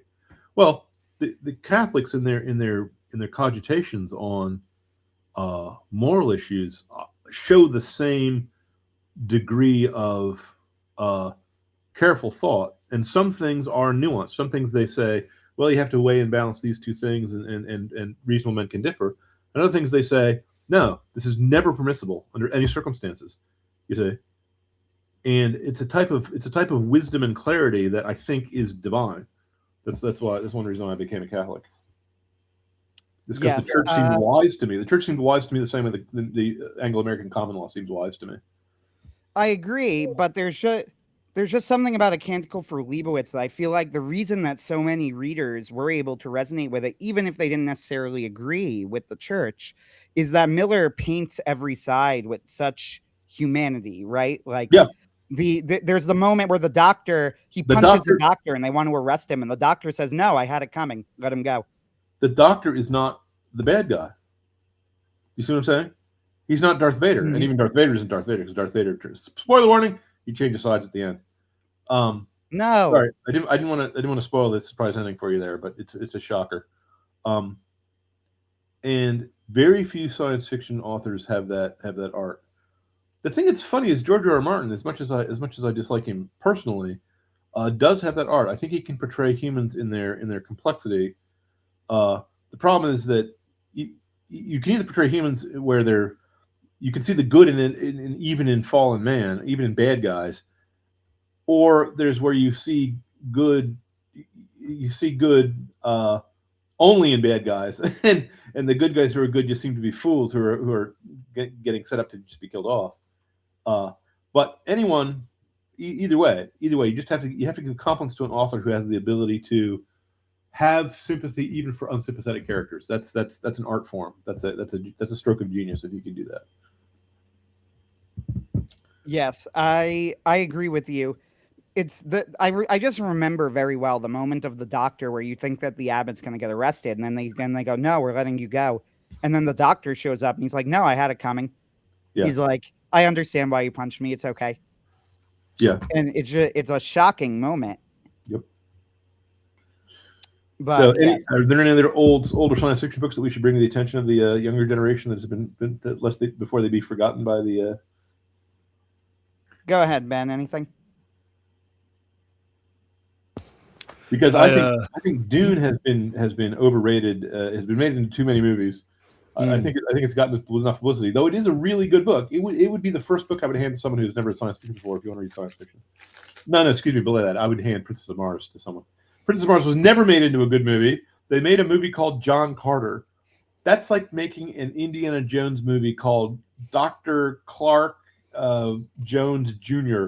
rather than Raiders of the Lost Ark. It was the stupidest version of Princess of Mars you could make. It was terrible. Yeah, that needs more love. That needs more attention. I think Foundation is wildly overrated. I remember reading when I was a kid, and there's no through line. There's no plot line to it. It's the characters. Each story is a mystery story where they figure out what it is that history is doing to them that they really can't have any way of escaping from or changing. And even if they do something, someone else would have done it anyway. Right. Yeah, Foundation I'm very much in your camp. Foundation's overrated. It sounded good when I was like in my I was in a phase of life where I was a bit of a midwit. But like the second you get out of that, the second you get over yourself, Foundation kind of like loses a lot of its shine. In the end, I was just kind of rooting for the mule to take over and break the system. Well, the reason why I wrote Counter Trillion is because one of my thoughts was, who's rooting for an empire? Why not a republic? So I had one of my psychohistorians. I don't call them psychohistorians, but guys who could mathematically predict the future. I had one of them be pro-republic. he didn't want an empire. Right. I got one. Again, what happens if not all the psychohistorians agree with each other as to which way the future should go? They've all got the science. It's basically the Foundation trilogy is like a Soviet daydream about what if we could actually make a 5-year plan that would work for 1,000 years. Now you Soviets can't even make the potato crop come in your stupid 5-year plans because economics is not a predictive science. Okay, so the same thing with robots. I thought the robots was a clever idea of let's treat robots as if they are appliances and not as if they're people. And so each story is a detective story where you figure out how the robot has malfunctioned and what would take it to make it function correctly. Okay, it's pretty clever. It's not bad, but in the last few stories, at least collected in iRobot, the robots take over the world, and Asimov is on their side, not on the human side, because the robots are programmed to be benevolent, and so therefore having the benevolent dictator is a good thing for us. I mean, come on. Childhood ends the same way. We're going to blow ourselves up so the benevolent aliens are going to come rule us and help us go gently into our extinction so we can be replaced by psychic nudists that are going to be our children. Thank you, Mr. Clark. You're a Gnostic, aren't you? Just fess up. Someone did mention. You mentioned science fiction authors. People should read. There's many. Jerry Pournelle and whatnot. But the one that I never see anyone talk about ever is Ben Bova. He wrote really rock solid hard SF stories with honest science in it, and he did a good job. Paul Anderson, everyone underestimates Paul Anderson. I think he did some of the best work ever. He did a Robert Heinlein character called Arno Guthrie in his Harvest of Stars. That was more Heinlein character than the Heinlein characters. Yes. I was sort of looking through my collection here. There's one or two guys from the cyberpunk era that I kind of liked. A guy named Lindsay. I can't think of his first name, unfortunately. One or two of the short stories by Walter Gibson, but not the movement itself was not really to my taste because who wants to read about punks? I mean, when you can read about heroes. Well, yeah. It's I think it works best. Like someone was pointed out in the Cyberpunk series, like the Cyberpunk 2077, you have a character called Adam Smasher, and he, it's like, so what does he get out of it? Like they were like doing it, and I'm like because he's fully roided out as a giant robot with like barely 1% of his original human body left, and it's like, have you guys never come across a sadist? Like the suffering he causes others is the end. Like if you're a hedonist and you're suddenly replaced, all your precious sense organs are replaced by metal unfeeling pieces, of course you'd go crazy as a robot. But if your point is you get the same level of hedonism out of seeing for someone beg for their lives and then denying it, well, guess what, that's actually your end. That's what you live for, and so you're not going to go crazy as a robot man because you can cause suffering forever. One of the funniest things that happened to me during my life, and with the most unexpected, is that the Japanese, both in their manga and their anime, would do some top-notch science fiction that was better than the American science fiction being written at the time. And I would list Ghost in the Shell, and I would list Battle Angel Alita as both as being top notch kind of cyberpunk storylines. So there's my wave of the hat to our friends across the Pacific. And I'm glad they're our friends because they're terrible enemies. During World War II, they kicked our butt for like half the war. They were terrifying creatures. Well, their Twitter is interesting because they're starting to talk about rearming themselves. So for some reason, there's something in the soul of the Japanese that makes them more and more patriotic the closer they get to some sort of asymptote of warlikeness. Yep. Which it's like, oh, there's 100,000 protesting. The prime minister, paying more for their own defense, which is what they should be doing anyway. And it's like, the responses are all Japanese people going, no, I'm a patriot. We will do it again to China. And it's like, whoa, the reason why we defended them after World War II is that we did the one thing I've never seen any other country in all of history do, which is we put them back on their feet. We wrote a constitution for them. We said, straighten up and fly right, otherwise we'll bomb you more. And they how you have a schoolyard fight sometimes and you get to be best friends with the guy you beat up or he beat you up? Yeah. That kind of happened. That kind of happened. Oh, They turned themselves into an industrial powerhouse in the 1990s. High technology. They're a clean, well organized people. They're how can I say this? If they regain their old warlike spirit, let's hope they turn it against the Chinese and not against us. So maybe for a generation, letting the genie out of the bottle will be good for us. Right. But I'm not going to make any predictions about the future because if I did that, I'd be a science fiction writer.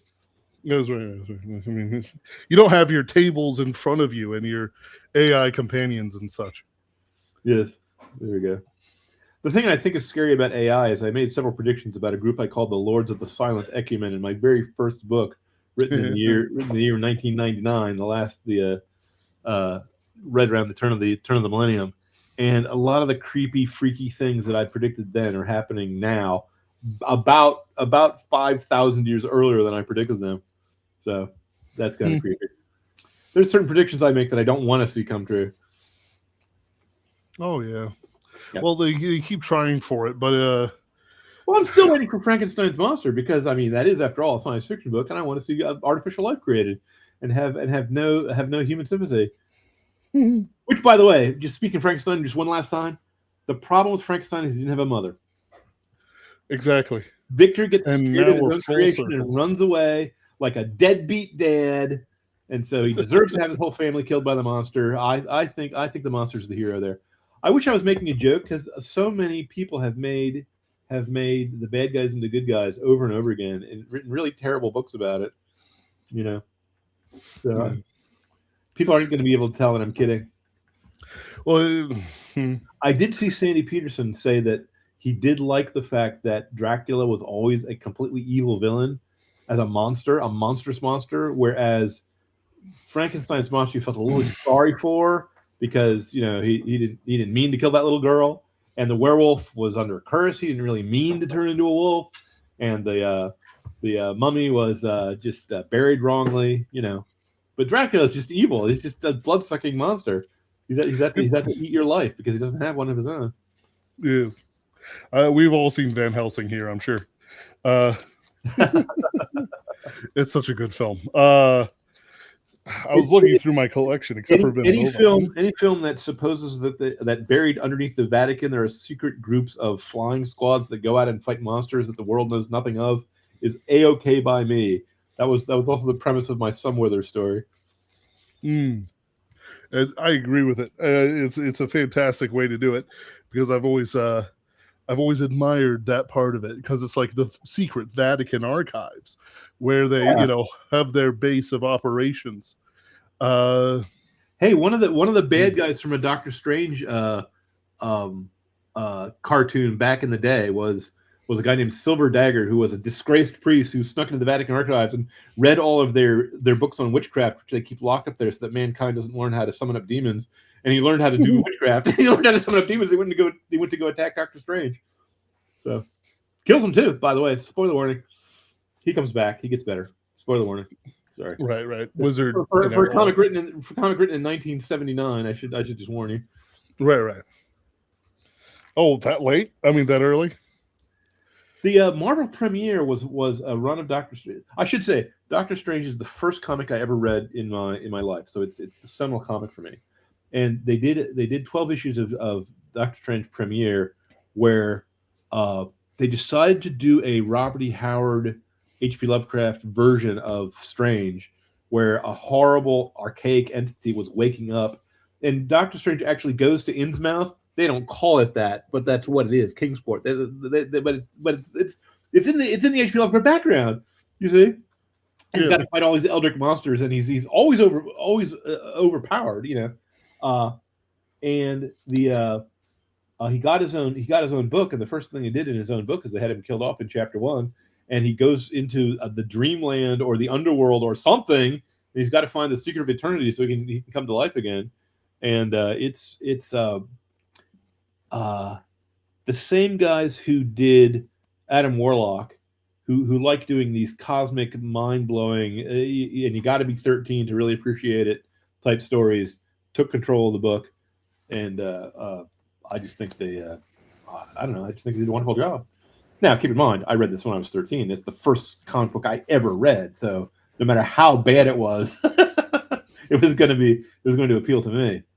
But the first fantasy book I ever read, about the same age, was H.P. Lovecraft's Dream Quest of Unknown Kadath. So I've always kind of liked Lovecraft's fantasy stories more than I liked his horror stories, even though Dream Quest has horrific elements in it. But my favorite part is that the ending is the same as the ending of the movie version of Wizard of Oz. There's no place like Boston. He wakes up and he realizes that the dream city he was seeking all this time was merely his childhood dream images of the city where he lived. It's so sweet. Yeah, but it's Boston though. Well, then you understand H.P. Lovecraft's dismay that when Boston degenerated and decayed and became no longer as rich and beautiful as it used to be. It's ripe for reconquista from Colonel Cratman and his squads of secret Irish. If only he would get together with that secret Vatican Illuminati and the time travelers from the future who are trying to stop the atomic war, and all the other groups that are on our side. Yes. Yep.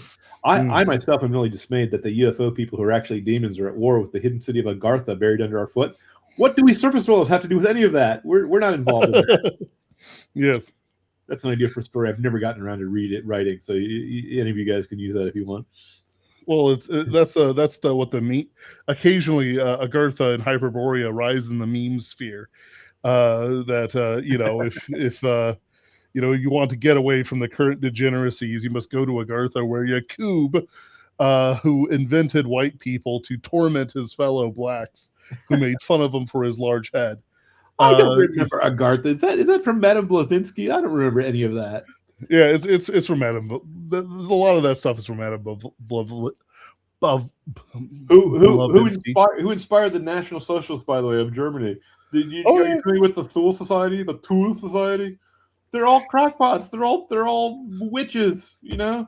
One of the funniest things I've read about that time is a note from Hitler to Goebbels, where he goes, "What are you on about this, supernatural business? We might as well have stayed Christians if you're going to be gallivanting off for Thule or whatever." Have you read Declare by Tim Powers? Because there the Soviets are trying the Nazis during the war, the Soviets are trying to recreate what the Nazis did during the war, where they were trying to perform mass human sacrifices to summon up the jinn, the unclean spirits of the underworld. And it's spooky as all get out. It's a spy thriller, but it's creepy. I don't know if you're a fan of Tim Powers. I haven't read enough of him to be either way. I would, if I was going to recommend one book by Tim Powers, I'd recommend The Anubis Gates first, and then I'd recommend On Stranger Tides. They made it into the movie, but the movie has very little to do with the book. The third Disney's Pirates of the Caribbean movie was based on Tim Powers' Stranger Tides. With the one with the mermaids. Yeah. So That's the one with Blackbeard and such. Yes, And- Blackbeard as the voodoo witch doctor who tied fuses into his beard to do flame magic with because he was summoning up the undead. I have a fondness for that movie. I don't think it's not a good movie, but it entertains me. They did the mermaids right.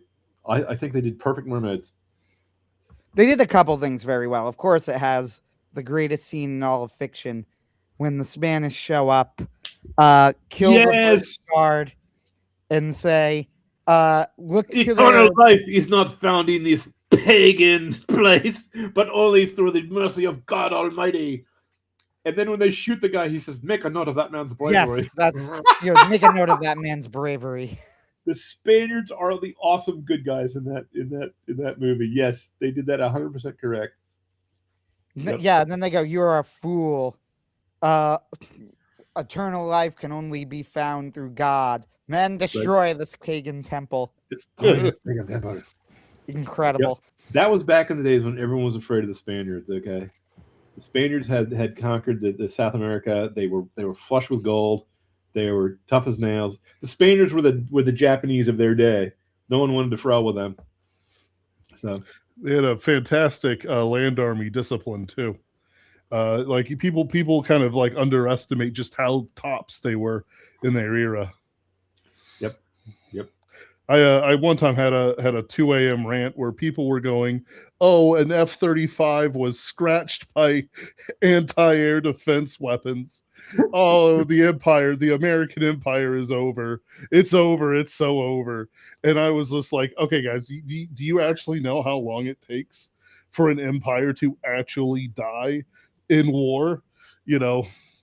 Yeah. And I ranted about that for quite some time because they basically have to commit suicide, and usually they got to be economically. They have to do economically unwise things first, and they've got to dry out like an old tree. You know how an oak tree can get rotten on the inside before you see anything on the outside. That's usually the way it happens. And it's not just like one battle or even multiple battles. Like it's like Rome was still like pumping out armies at the like they had during the time of Majorian. Like they had a whole big fleet that got self-sabotaged by corrupt generals who took Vandal money. Even the fall of the Western Roman Empire is the Roman the Roman civilization continued well into the Middle Ages, and the people of that day and age called themselves Romans and thought they were doing the Roman thing, and they still had the same. I mean, they still had the same letters and the same language and the same religion and the same institutions. So basically the rise of the nation state in the later centuries, I think it was just a civil war, a squabble among the daughters of the empire to try to each one wants to regain the glory of them that their mother wants to. That's my personal theory of history.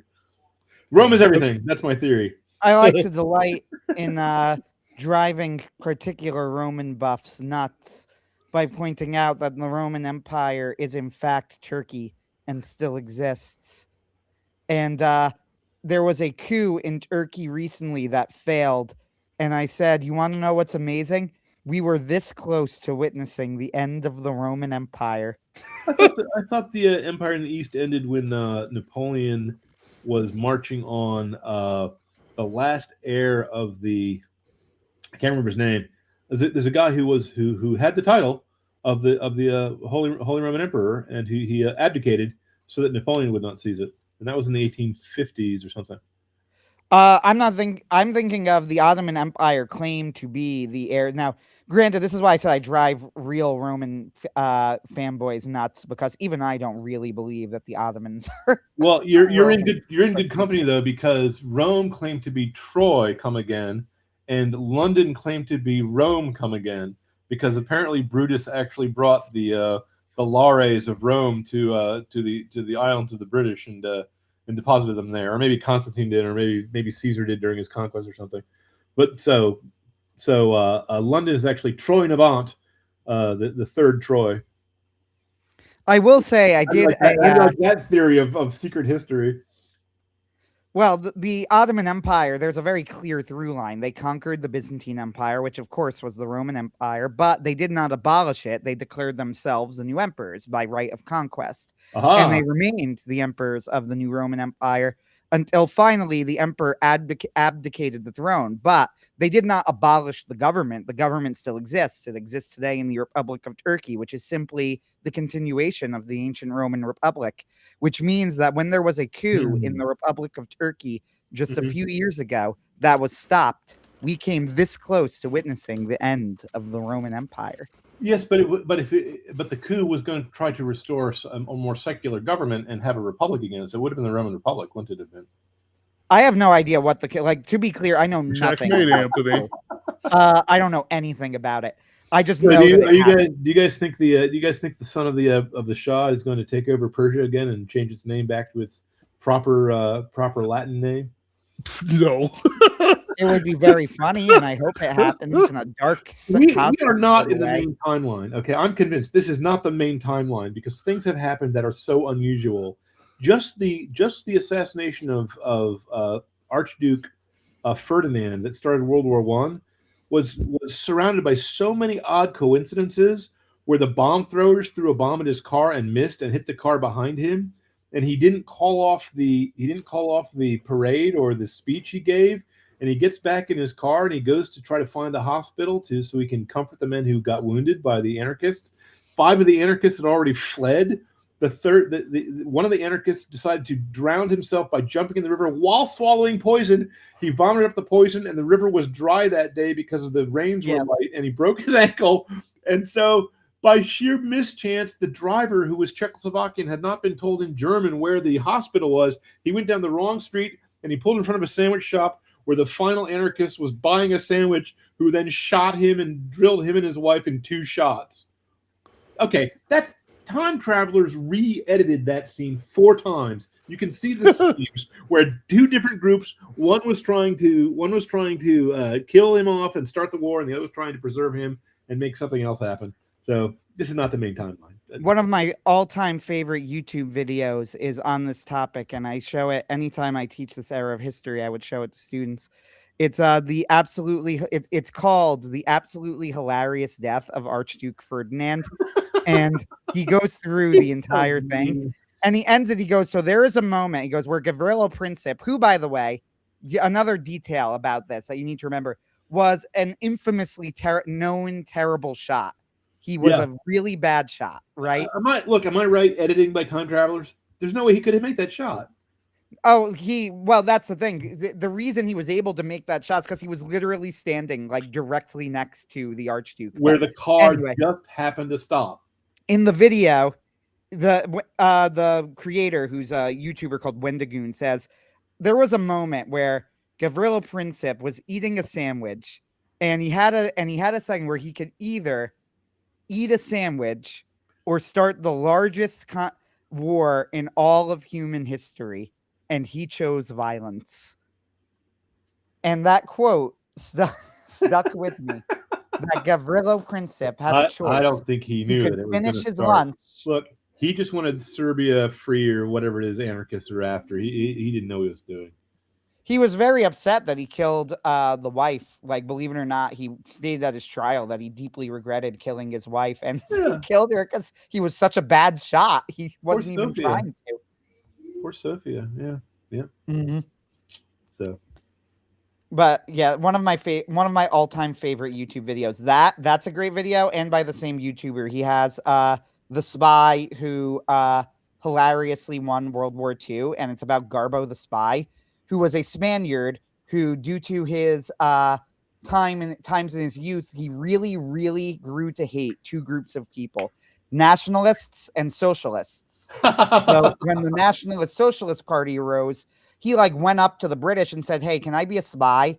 And they said, "No, why would we let you be a spy?" So he decided he was just going to do it on his own. So he went to a library, looked up London. You're perfidious Albion. Everything England does is by spies. James Bond is a spy. They have some of the best spies, So he goes to a library, looks up London, and then he just starts sending things to Germans going, "Hey, I'm a Nazi sympathizer. I'm a Spanish politician. I'm going to London." And then he starts giving them, feeding them BS, right? Like just feeding them nonsense stuff. And the Germans buy it because Garbo is a clever guy and he is smart enough to look up the daily papers and include details about rent prices. Yeah. And when he doesn't know things, he just gets really vague and goes, and I paid, a decent amount between, I don't know, $10 and $20. I'll make it up. I'll write it down and get back to you with a bill later. Right. Yeah. And the Germans buy this. And then the British show up again. And he says, now can I join you? And then he shows them what he's doing. And then the British go, well, why didn't you say you could do this? So they join him and they set up like a massive spy network in the middle of London made up of fake spies. And Garbo ends up becoming instrumental in misleading the Germans on D-Day. He gives them the wrong time. And then they specifically make it. They still need him after D-Day. So they specifically make sure that he sends them something at like 3 a.m. telling them, oh, by the way, they're actually going to be fighting in this location. When the British, due to cracking the Enigma code, knew that Hitler would be asleep and they wouldn't wake him. So then he gets angry the next day, Garbo, and says, like, really, I would almost quit if I weren't such a patriot. Now, after this, Hitler trusted him so completely that Garbo is to this day the only man in the war to ever win the highest possible Medal of Valor from the Germans and the British. And he has never had it rescinded. He held that till his dying day.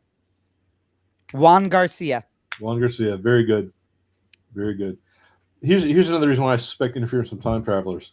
When George Washington crossed the Delaware, making a midnight attack on Christmas Day through the ice, it was very unlikely. The army was about to disperse. They hadn't been paid. The chance of the American colonists holding out against the greatest musketmen in the world was zero. There's no way they were going to win. And a spy told the Hessian commander-in-chief that the guy was coming. He wrote it down in a letter. But the guys decided to not read the letter. He went out to go drinking on Christmas Eve instead.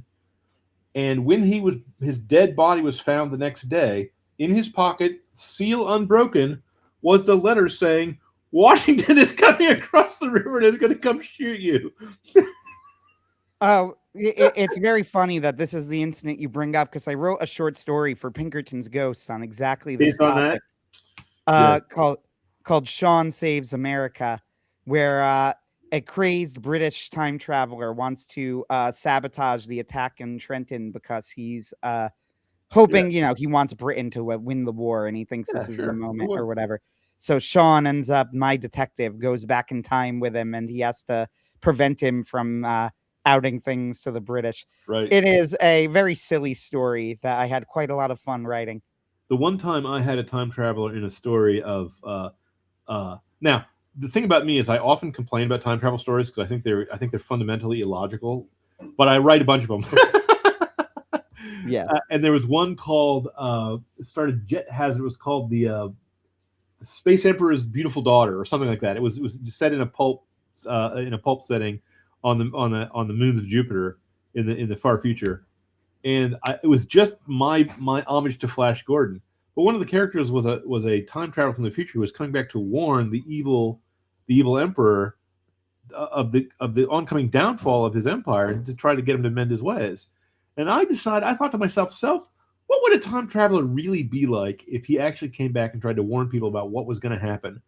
Wouldn't they treat him like Jeremiah is treated in the good book?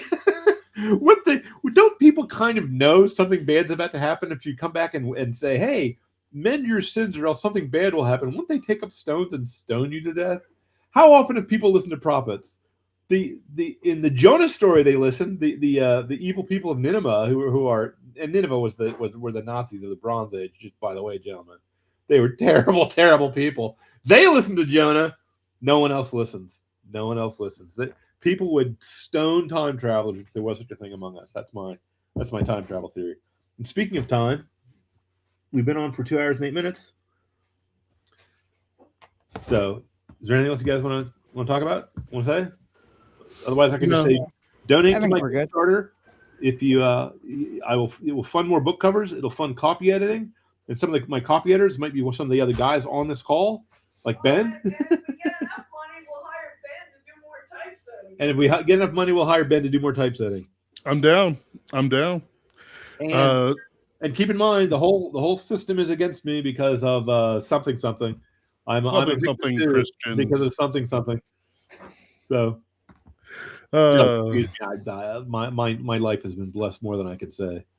So, I mean, I'm not complaining about anything. Yeah, I get it. Carl says maybe time travelers are our conspiracy theorists. I mean, that would be an easy grift. You show up, start doing a conspiracy theorist podcast where you predict just enough to seem somewhat credible. But I thought he meant that the time travelers were coming back to tell us that the conspiracy theories were all correct. And we actually were being run by a secret cabal of pedo-Satanists or something. Yes. Alex Jones will turn out to be a time traveler. That's what I'm hoping. That there's a form letter for that, so your family can apologize to you.